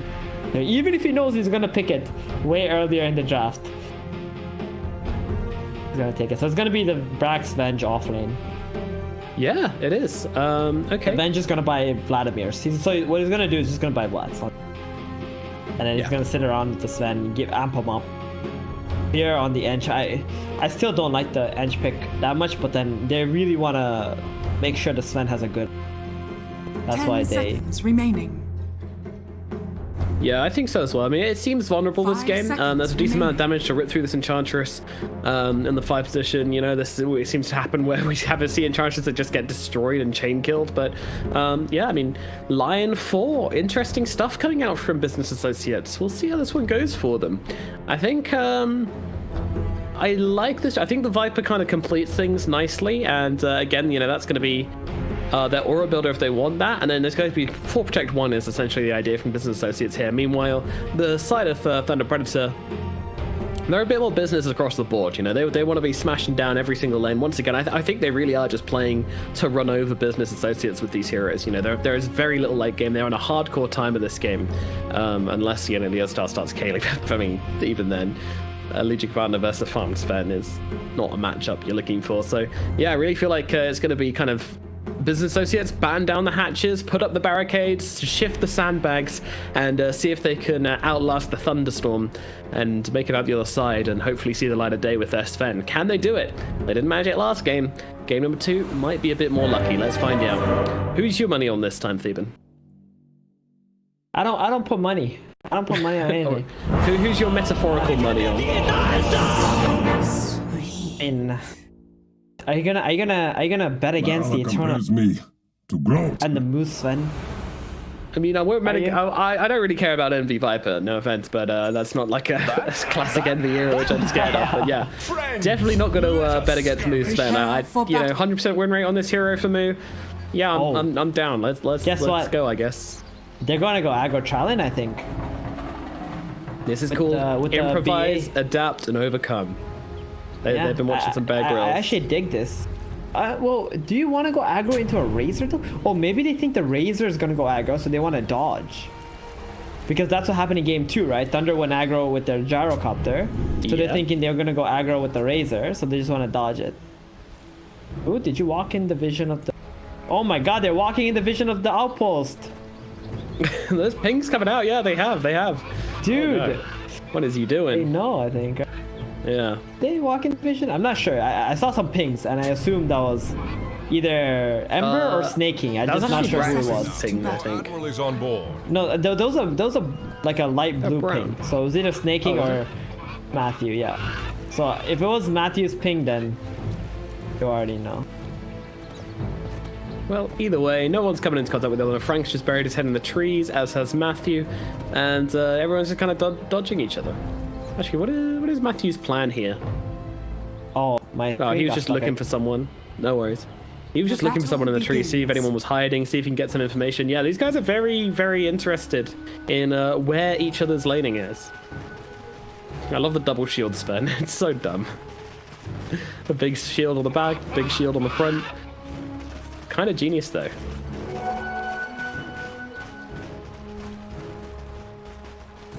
Matthew gonna come in. They're immediately looking for snaking here. The chains are out, but a nice two-man stun from snaking gets him nice back and safely to the tower. Meanwhile, Brack continues blocking up that creep wave, and all is well. Meanwhile, mid, it's going to be Legion Commander versus Viper in the middle lane, which doesn't sound good at all for the Legion Commander. I mean, we'll see how this one goes down, but at least Leo Style can get the pressy attack if Envy stacks up the poison attacks, but he's not going to that. He actually goes straight in for the Nether Toxin. That means Leo Style can't use Moment of Courage in lane, though. Oh, it's awkward, actually. It's really awkward for Leo Style to win this lane. I don't know how he does it.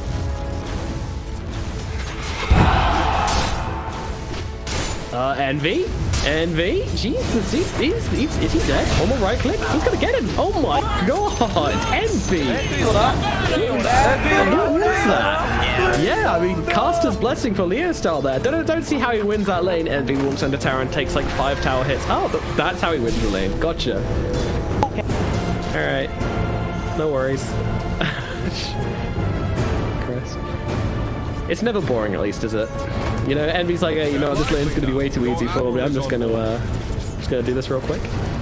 So let's have a look at these side lanes then. Up top, we're gonna have Snaking and Brax on the line and the Venge. The Venge farms the lane. Meanwhile, we're gonna have MNZ and MJZ. Oh, that's awfully confusing. On the Razor and the Lich, trying to take this one down. And this is a very annoying combination. You know, it's the slow from the Lich with the static link of the Razor. But with the new change to static link, right, you don't keep right-clicking heroes through stuns, right? So, oh no, it will. By default, it will automatically attack the target linked.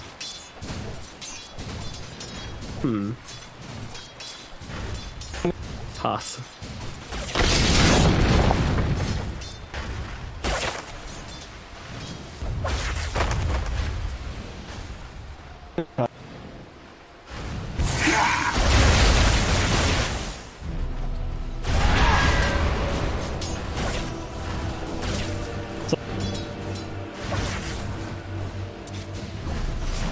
Sorry to disappoint you. No.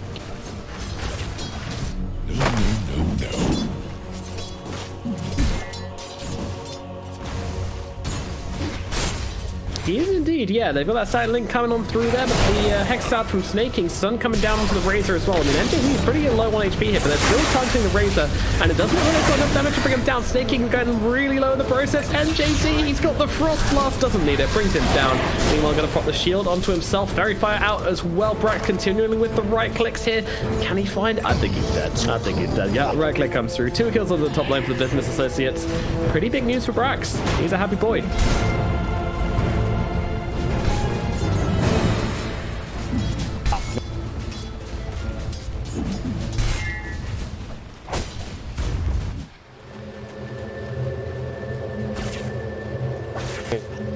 Yeah, he has it now at least. Yeah. It's a pretty crap spell, level 1.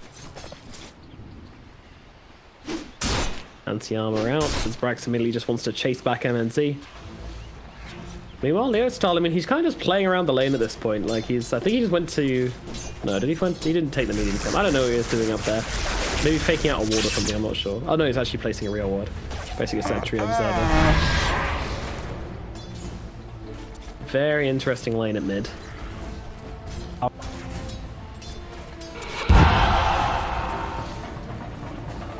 Yep.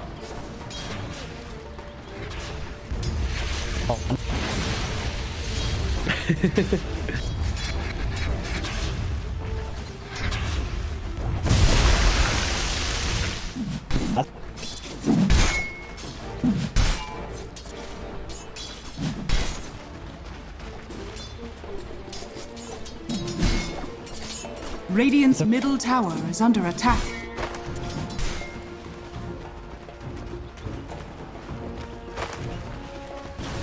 Yeah, no, he can't. There's too much health on the spend to really care. And Warcry helps out a lot as well. In fact, no points in the Great Cleave just yet, but that's because he wants to keep lane control until he's comfortable enough to start spamming out these waves. So holding the 2 skill points. There you Just go. going 1-0-1 for the time being. Pretty chill. Meanwhile, Frank's actually taking a decent amount of damage from Fear here. Fear with the impetus. Getting him down pretty low, to be honest. Frank's got to be careful. Does he have a salve coming out to him? He does not. Just got tangos. Oh.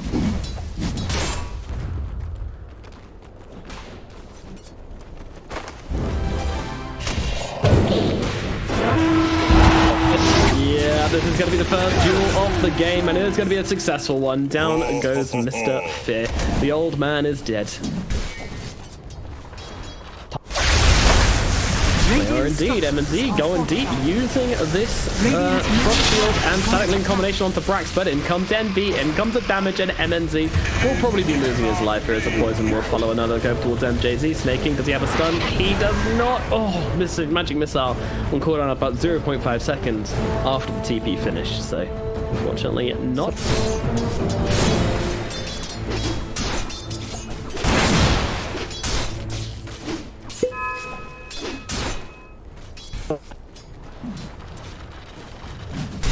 Dire's middle tower is under attack.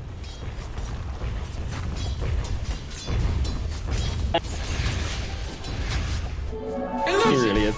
He really is. It's not going to be easy for him.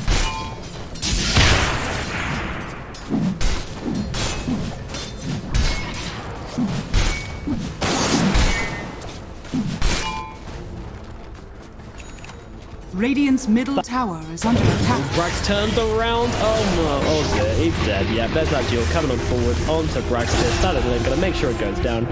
20 damage now up on the Legion Commander. She's got things going pretty early on. Meanwhile, down the bottom though, the return kill coming into Frank right now. He's trying to run himself away, but the Hex is there with 4 heroes in. There is no way he's getting away. And they get themselves a return kill down at bottom. Both offlaners dead. Everything nice and even. Yeah, very small advantage for Business Associates right now. Net worth, you know, Legion Commander neck and neck with both Envy and Moo, and then M&Z a little bit further down along with Avenge, so Dire's things middle are tower quite is close. I'm under actually attack. surprised at how poor Frank is Radiant's this game, bottom but I tower guess that's what is under happens attack. when you get bullied out of lane so much, and now the death as well, definitely not feeling good about things. Yeah.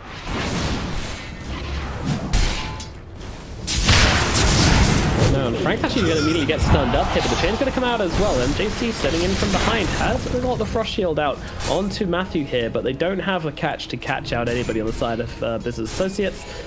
That is going to be an end is to under that. attack.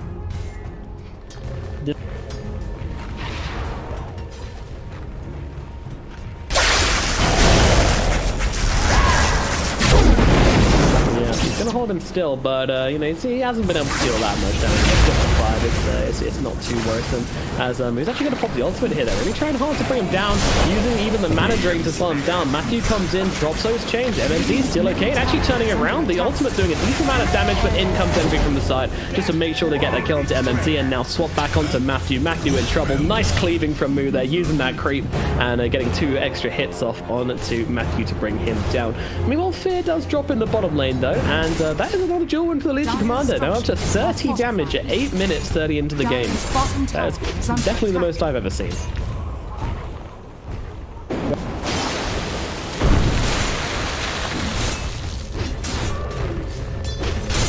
Radiant's middle tower is under attack.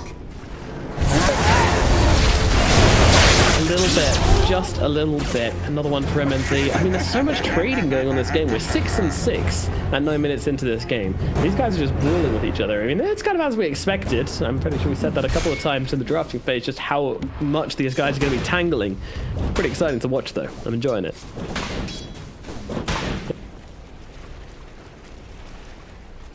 Dire's top tower is under attack.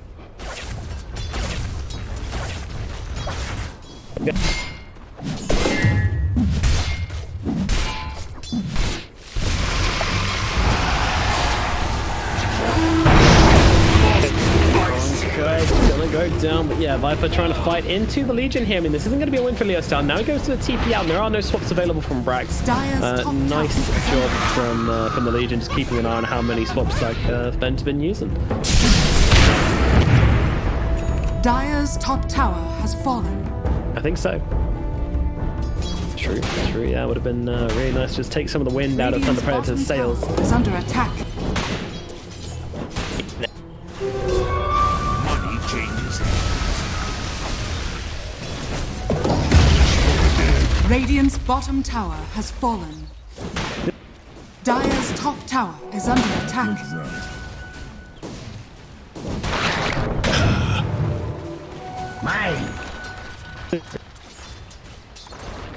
Yeah, I think it's pretty good. I don't know about new Midas timings. A lot's changed since we used to have regular Midases and we used to know the timings back then. But yeah, considering it costs much more than it used to back in the day, and you tend to get a couple of other items first, I think it's seeming all right, I would say. Seeming all right.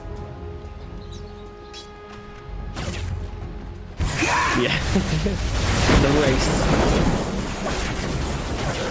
Yeah, Jesus. Gloves and tangos. Let's go. Budget ghetto builds. BA doing a good job of putting pressure down the bottom lane. Naturally, Conker now feeling the hard end of the pressure right now. Trying to drop the boat, trying to drop the torrent. We'll be able to land them both, but I mean, it's not really getting much down to the Leostar. Thinking of running in here, but then things better off it as the poison starts to stack up upon him. He does have the perk though, make it happen, but Envy's just so scary to run into like this. And actually, it looks like Leostar's just going to tick away as Envy turns around, will drop in turn. Meanwhile, Matt's going to go down. Milit's trying to play with the Chain Frost here. They're actually going to fortify the creeps to keep them alive, but Brax getting kind of unlucky with the Chain Frost bounces, but it doesn't matter. They'll be able to bring down MJZ all the time and he'll stay alive. Meanwhile, MNZ gets a solo kill up in the top lane on to the Lion. There.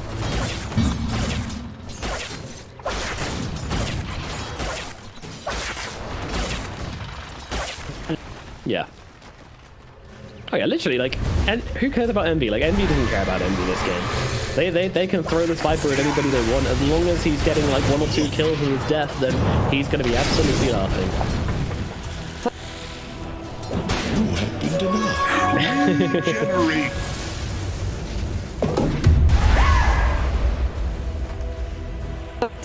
Yep.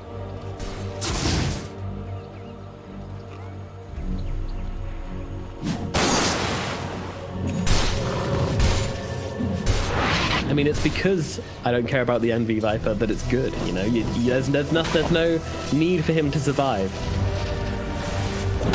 Envy can do as Envy pleases. It's what I meant all along, you know? Sometimes my genius is misunderstood. That's on you, Chief. A bit of triple farm in here from the BA boys. Not sure how efficient this one is. They're all fighting over it as well.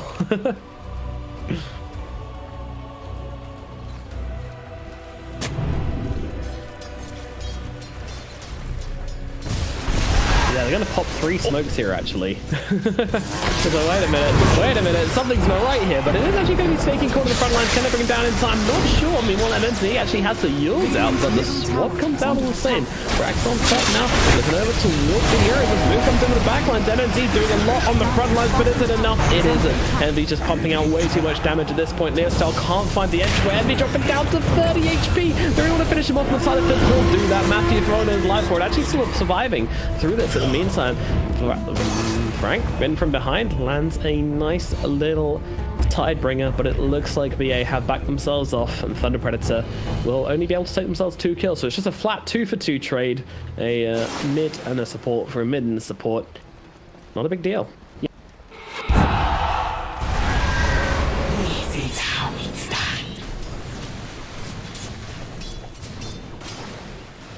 Speedy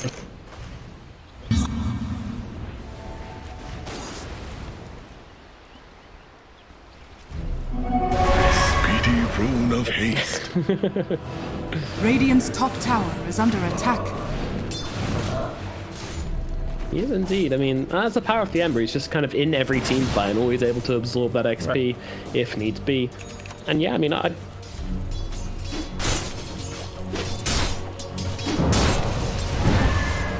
gonna carry myself. He's a man of business. That's what you need to be against a business that's, you know, only good business beats good business. So that's a saying somewhere in some handbook. Probably a very poorly written one. Meanwhile, M&Z continues to farm up the top lane, pushing that wave as well, cause a bit of pressure, but it is the Sven starting to take off at this stage. You know, he's already past the dodgy Midas timing and has landed himself in Sangeland, and will take a travel across to Heaven's Halberd City soon after. And probably make this all the way. I don't know. Is it a BKB game? Is it an Aghanims game? I don't know. Alms for the dead. Money changes hands. I think.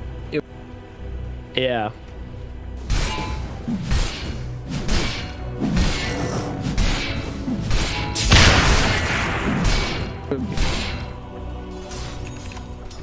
Okay.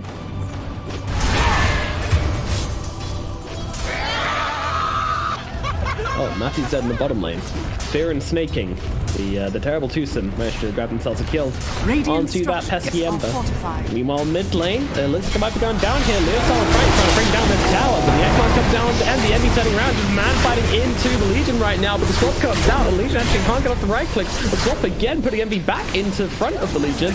Not sure about that one. Leostar's actually going to be able to get the kill onto Envy, but will go down himself. A straight trade right now is the mid lane trade, but down goes MJZ, but they get the return kill onto Braxton Snaking in the meanwhile. Now, the Predator chasing some more. They're trying to get a bit of damage off with these spears, and gets completely finished off by a damage from Envy and the Tidebringer as well. And now Sven running into the middle of this. I'm not sure if this is the right place. Stun comes down, needs to get himself away. Do they have any more disables though? Doesn't look like they do. Moo still being chased right now. X marks a little bit off the mark from Frank there. Meanwhile, the chains come down. Moo getting run down, and he is gonna die. 5-man wipe in the middle lane for Thunder Predator. Very, very close as they all limp away on low HP, but still an amazing trade for them. Dire's middle tower is under attack.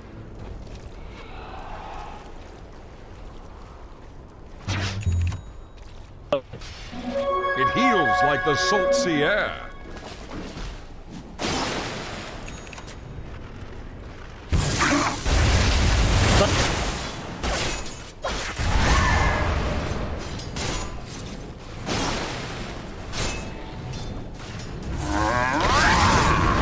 He's having a great time. What a fight for MNZ! An absolute stonker of a fight, and well, yes, it's going to be an interesting one, seeing how this Razor now plays into the Sven. Now that Razor's caught up a bit, he's going to be the one trying to sap the Sven's damage throughout the fight. So if he sees Moo in the start, it kind of changes how business associates want to engage.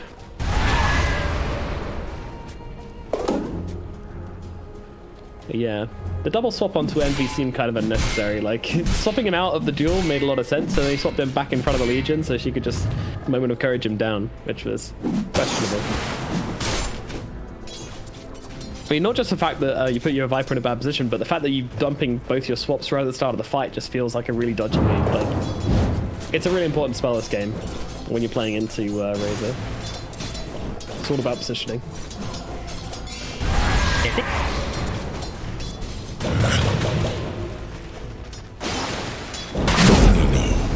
Wow. That is really defensive from Moo. We haven't seen this defensive of Sun build from him yet. Lion getting broken down in the front lines here. Matthew coming in, throwing a cheeky couple of spells his way. He will eventually get finished off here as the right click swings in from Matthew. And Brax, Fear, Moo, Envy all cowering behind their tier 2 towers. Thunder Predator to continue to put the pressure on them. I mean, their heroes are just a lot stronger right now.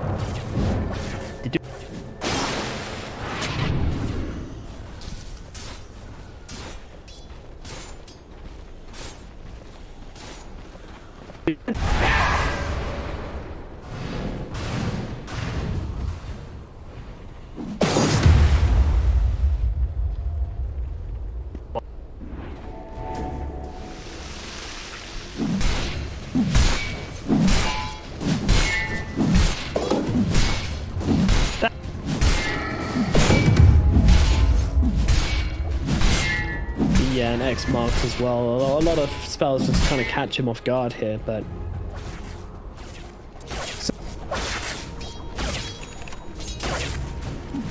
Dire's top tower is under attack. Dire's structures are fortified. Radiant's middle tower is under attack.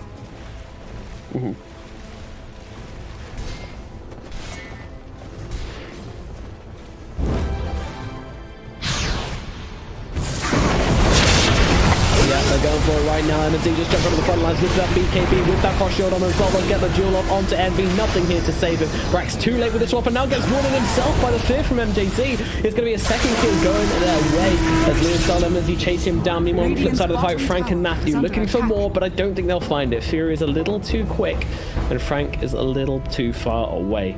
So it's just going to be 2 kills, but once again, BA coming off worse. I would hope so, but yeah, it's is not a great. Conductor. Step line. No. Uh-oh. Snaking's about to give up some dual damage, methinks. Radiant's courier Yeah. has been killed. Oh god, he's just watching him. Wait.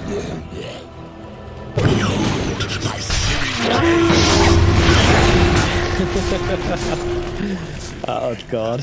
Poor Snaking, he didn't deserve that. He didn't deserve that at all. Dire's middle tower is under attack. Yeah, true enough. True enough. And plus 70 damage on the Legion now. So scaling up and up and up. 21 minutes in, plus 70 damage on Legion. Yeah, it's pretty scary. Could have been more, but Leostar had some dodgy fights in the kind of like 12 to 20 minute mark, but he's back on the board now.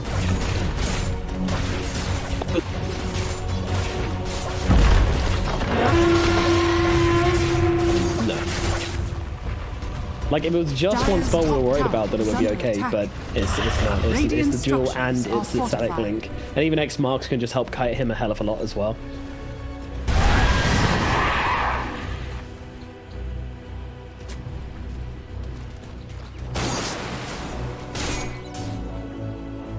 Dire's top tower is under attack. Who's actually very underfarmed this game. He only has one death. Yeah, he has a Radiant's Midas, but bottom having tower is 11,000 under hours attack. at 22 minutes is Dire's top tower not is good under attack. for a Sven. You expect Sven to be around like 13, maybe 14,000 net worth at this point. He should 100% have his black game bar up.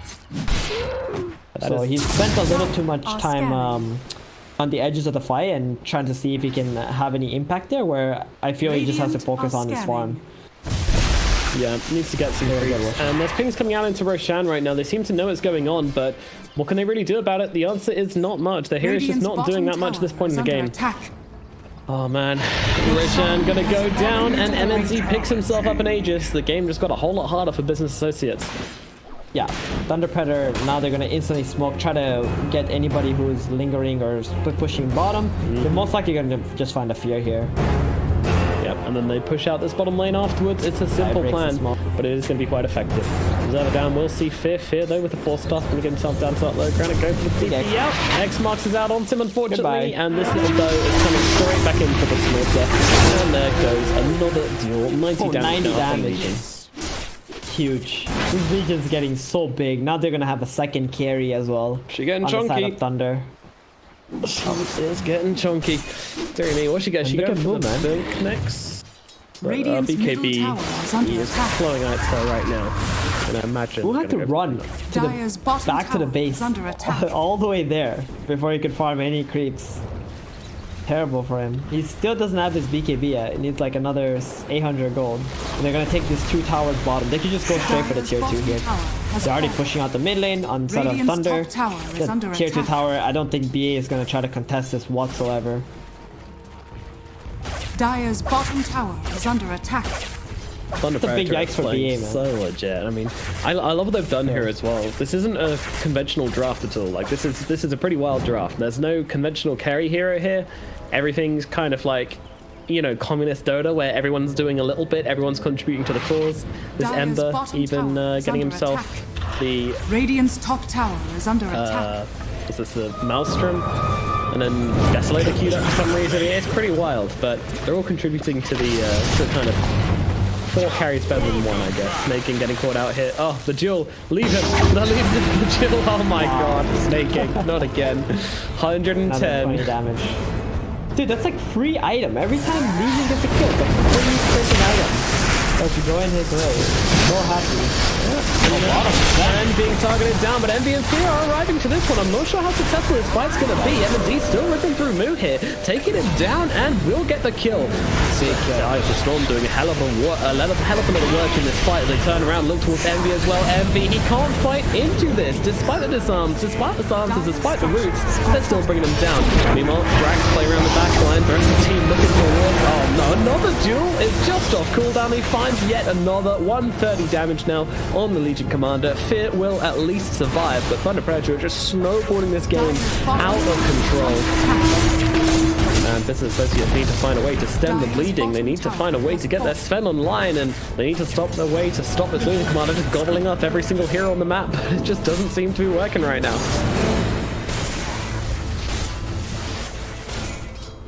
Then still does not BKB. It's 26 minutes almost. Extremely underfarmed. He's only got 2 deaths too. I'm just not really understanding what's happening. Game with Moon. Not dying, but his farm is very low. It's under attack.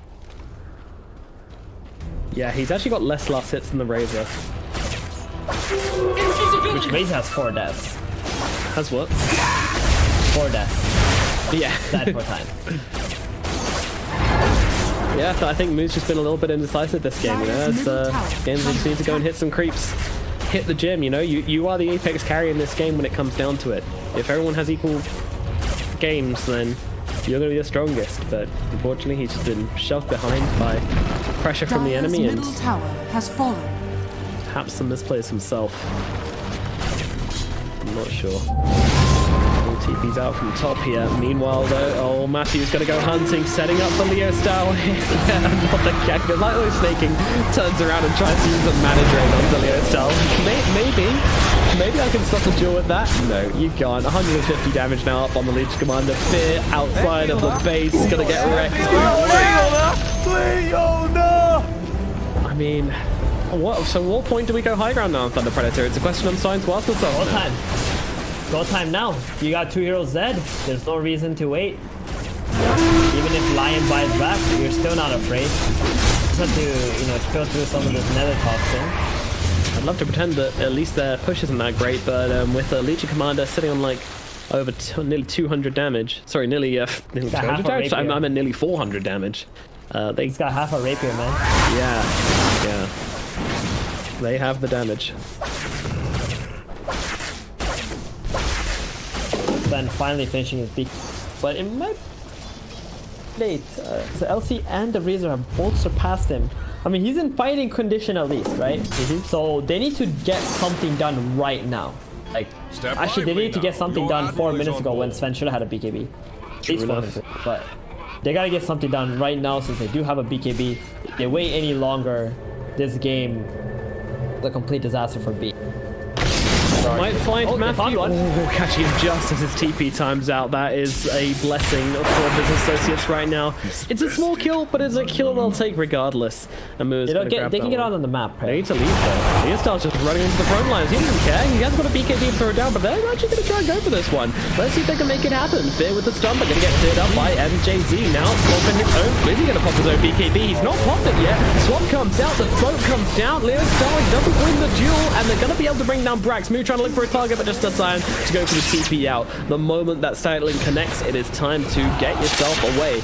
Meanwhile, Envy turns around with the Viper Strike onto the Legion Commander. It's not going to be enough to run through the Legion, however. Envy, though, doing a pretty good job of just sitting on the front lines right now. Snaking, trying to steal some of the mana from the Razor, slow him down a bit in the process, but Envy will eventually fall there. So low, the spears from Fear. It's doing a bit, but not quite enough. Moo coming back into this fight. He doesn't have that God Strength running any longer, however. MJZ Quincy maybe will get dropped here. Do they have some dust? They don't, but they've got a couple more sentries to place down. Stun doesn't quite reach him. Oh my goodness, the stun going to come in from the side here. Maybe they can finish the job. Yeah, Stormhammer will do it. They'll get themselves at least one more exit kill.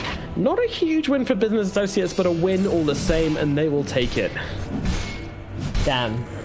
Moon not popping his BKB, then the Lich comes in with the gaze, just Dire's top it tower so is hard under for them attack. to take that Legion commander out. Both the Razor and the Legion had like a sliver of HP after they killed Envy. If only they could have got that LC there, I think BA could have got out on this map, get some aggressive vision, and brought themselves back in this game. I do feel it's very even, or at least what it was right before this Lich. And yeah, Envy did die, Radiant and he's are still, you know, some items away where he wants to be.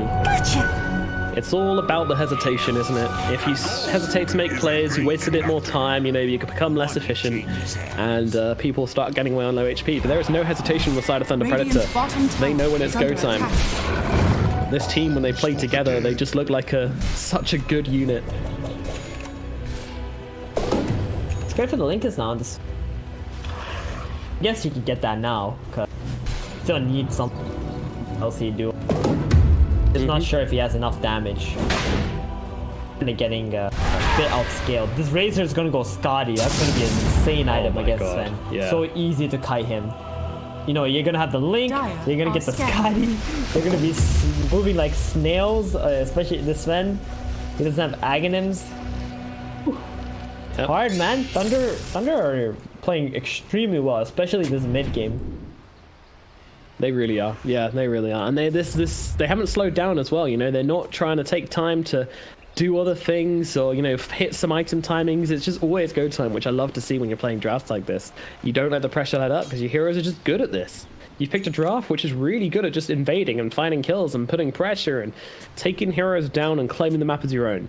They know this, and they are absolutely doing the right thing in this game. Check out the Ember.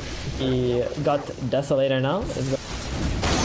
It's adding a little bit more damage to his LC, the Razor. He wants to be a core. And he also has the Orb of Destruction, so that's an additional -4 armor, and also it slows them on an AoE when he slides. So that's insane.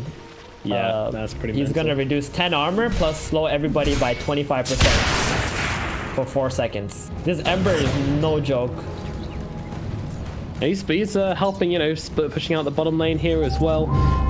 Oh, they're dangling that little Dark Troll Summoner here in front of Matthew. Matthew, don't do it. You've had a great game so far. Don't come out for the Dark Troll Summoner. Oh, it's getting so low. It's in right-click range. You could just do it one sleight of fist. Oh, he's done it. Are they going to finish? No, they're not. They're not here in time. It's an Ember Spirit. I forgot. They just want the Roshan. They're just gonna keep playing on the top area for Thunder. There's gonna be the first tier 2 BA will take. That means they can take the bottom outpost after this. Matthew showing mid means for BA that the rest of the heroes on Thunder most likely are not actually smoking down. So they're gonna stick around and take this tower. Radiant's bottom also tower showing up is on the under map. attack. Radiant's bottom tower has fallen. Certainly are. Certainly are. I want to say this Venge felt very underwhelming after the first 12 minutes. It doesn't feel like a Brax hero. When I think Brax, I think like Tidehunter, Underlord, Mars, Venomancer. Beastmaster, you know? Yeah. Tanky Aura bots or something. Or Beast is kind of not the same as the other ones, but you get what I mean. Vengeful Spirit, it's still an agility hero, and it's still a hero who kind of needs some items. Yeah, it's not a hero that like contributes much to the team without farming a bunch, which I think is like not the Black Summoner at all. Immortality. Get it. And now the Roshan goes down. MNZ, he's got the Aegis. Who's got the cheese? Legion Commander has the cheese. Great stuff. Scotty complete. This Razor is a freaking beast. More farm than the Sven is. That's incredible. Yeah, it's a big deal stage. with a Sven with Midas.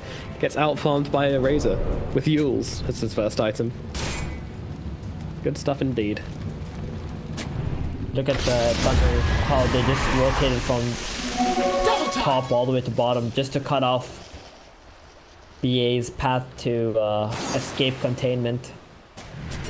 Yep, BA now maybe trying to some go top pressure to escape. on their bottom lane but as Legion, well. look at Oh, this. in comes the Legion Oh, Commander, goes God. for the duel on to Snake in here all by herself, and she will bring him down. I mean, Leon Star's a madman. Dude, he just runs at 5 heroes by himself and takes down the duel target, and BS Associates are too scared. They're just like, hell no, we're not helping our Lion. Don't even swap him, I mean. Right. Move? Put himself in a little bit of danger. I guess they can't really initiate that easily. Not with the Lincoln's BKB. Fight breakout. What's MB have? The pike already.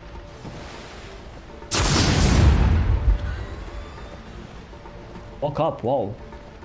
They saw that. They're lying. Yeah, this is pretty intense. Let's see what they can do here. Frank's going to be the target. He's got the low stop to throw the stun back onto Brax here, which means no swap. Meanwhile, MNC coming in around the back. This might be a little bit brave from MNC. Let's see what he can do. He's got no, this isn't brave at all. Right, this is downright smart. Oh no. they can't break the link. They tried twice, but the Sonic link remains and he's continued taking him down. Meanwhile, the duel comes down to the backlands onto Brax. Envy's going to be ready to taken away. Thunder Predator, they want more, but they might have to settle with this for now.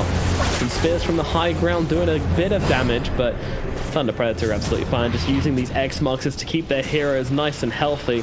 Beautiful strategy from the Thunder Predator here as they jump in to take 2 kills. I mean, you got a question going for that fight there without their Lion. I mean, I'm not sure, man. I am not sure. Takes down. Yeah, they don't have that appreciation. Not successful with that.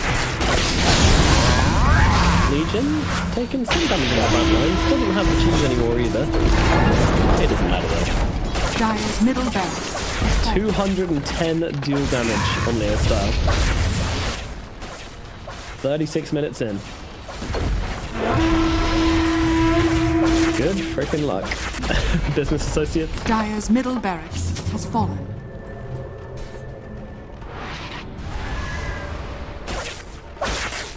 Yeah, are so lost. They have no idea how they're gonna be fight anymore.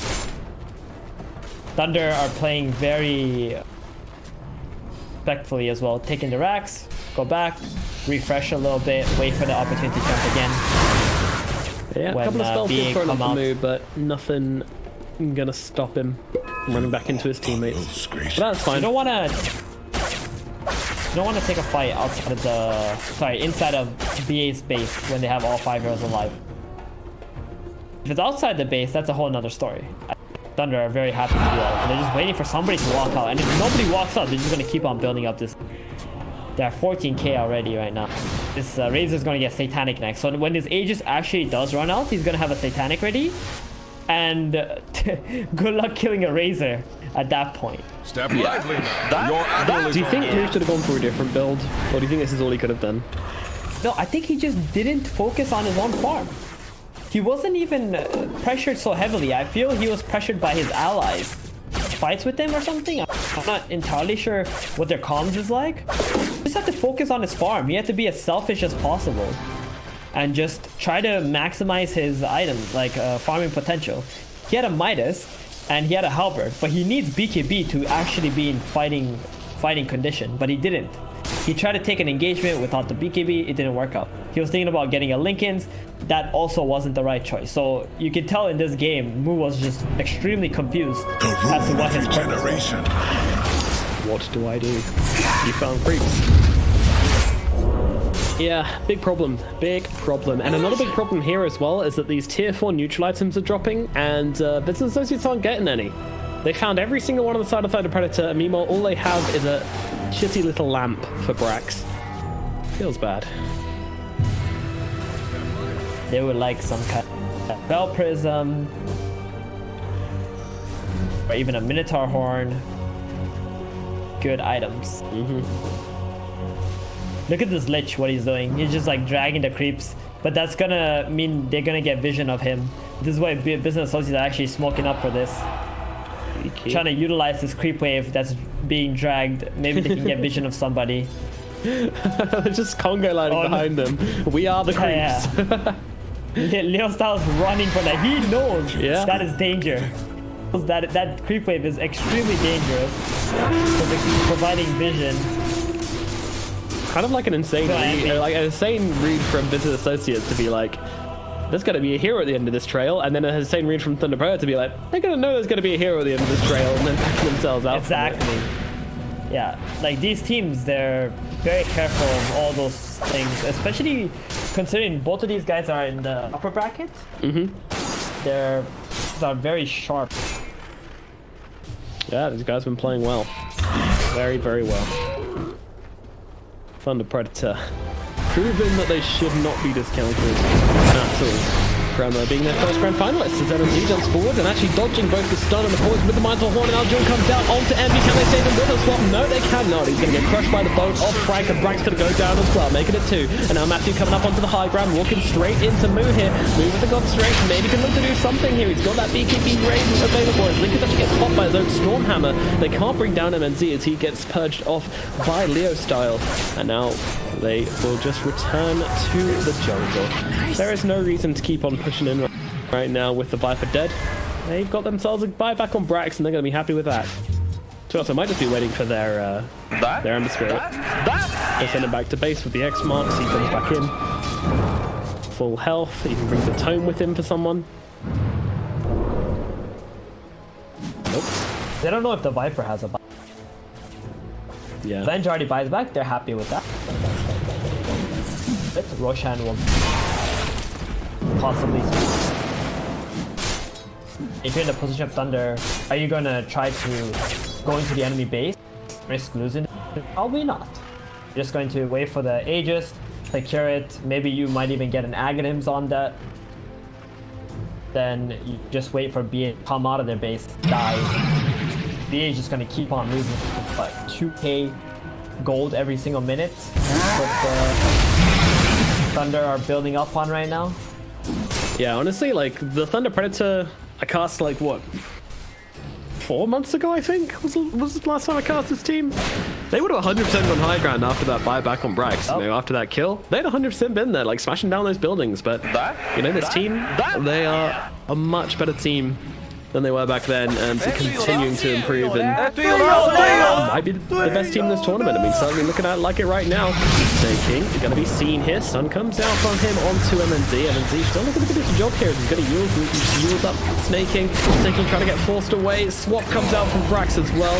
They will keep him alive. Meanwhile, Moo goes down in the middle lane. They get the duel out onto him. He does have a buyback. He's probably going to have to use it here as they start diving down Thunder Predator. They want that big buyback out for Moo, and they will get it now. Can they retreat? They want to retreat actually, as they're looking towards the backlines. Matthew being focused, but it's a spend on the front line, trying to find a target, but he's actually being controlled up really nicely here, even, and now they get the static link out onto him. Moo, he nearly died for a second time, gets under tier 4, so he's got so much damage taken away. Can he actually come back into this one? Moo actually dies, he jumps in, Leo still finds him on the backlines. There's a dive back from the spend, and that might be game as Brax gets taken down as well. They'll look over towards Fear. Finn can't force himself into the base. He is dead, and well, 4 heroes still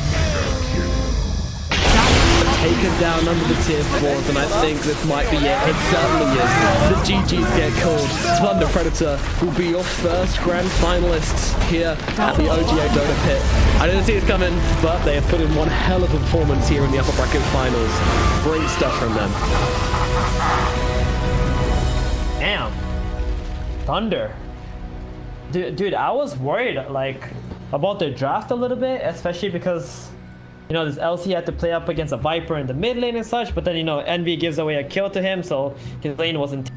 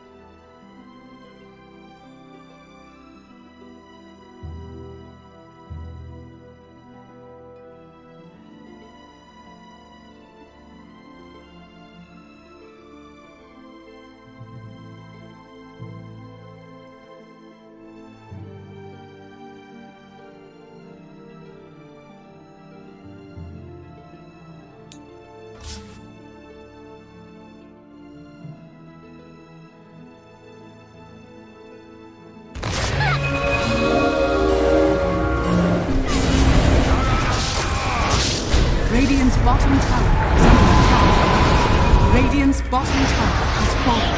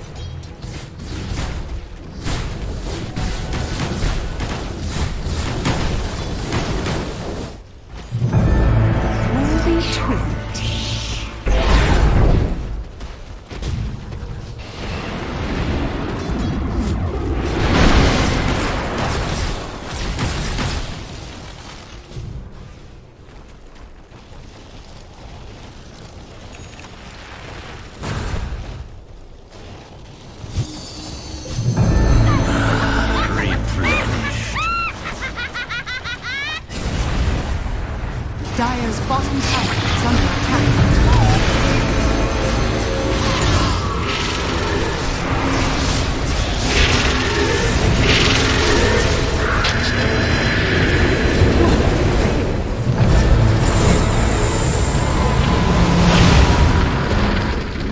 Dire's bottom tower has fallen.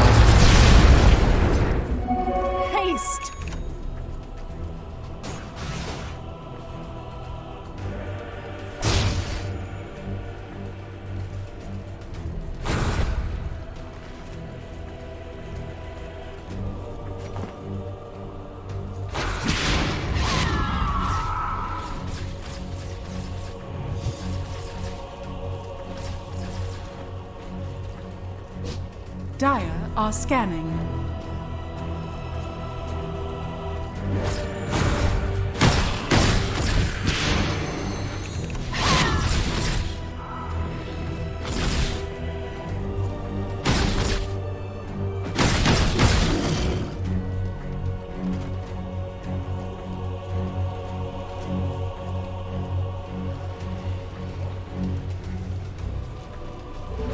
Illusion!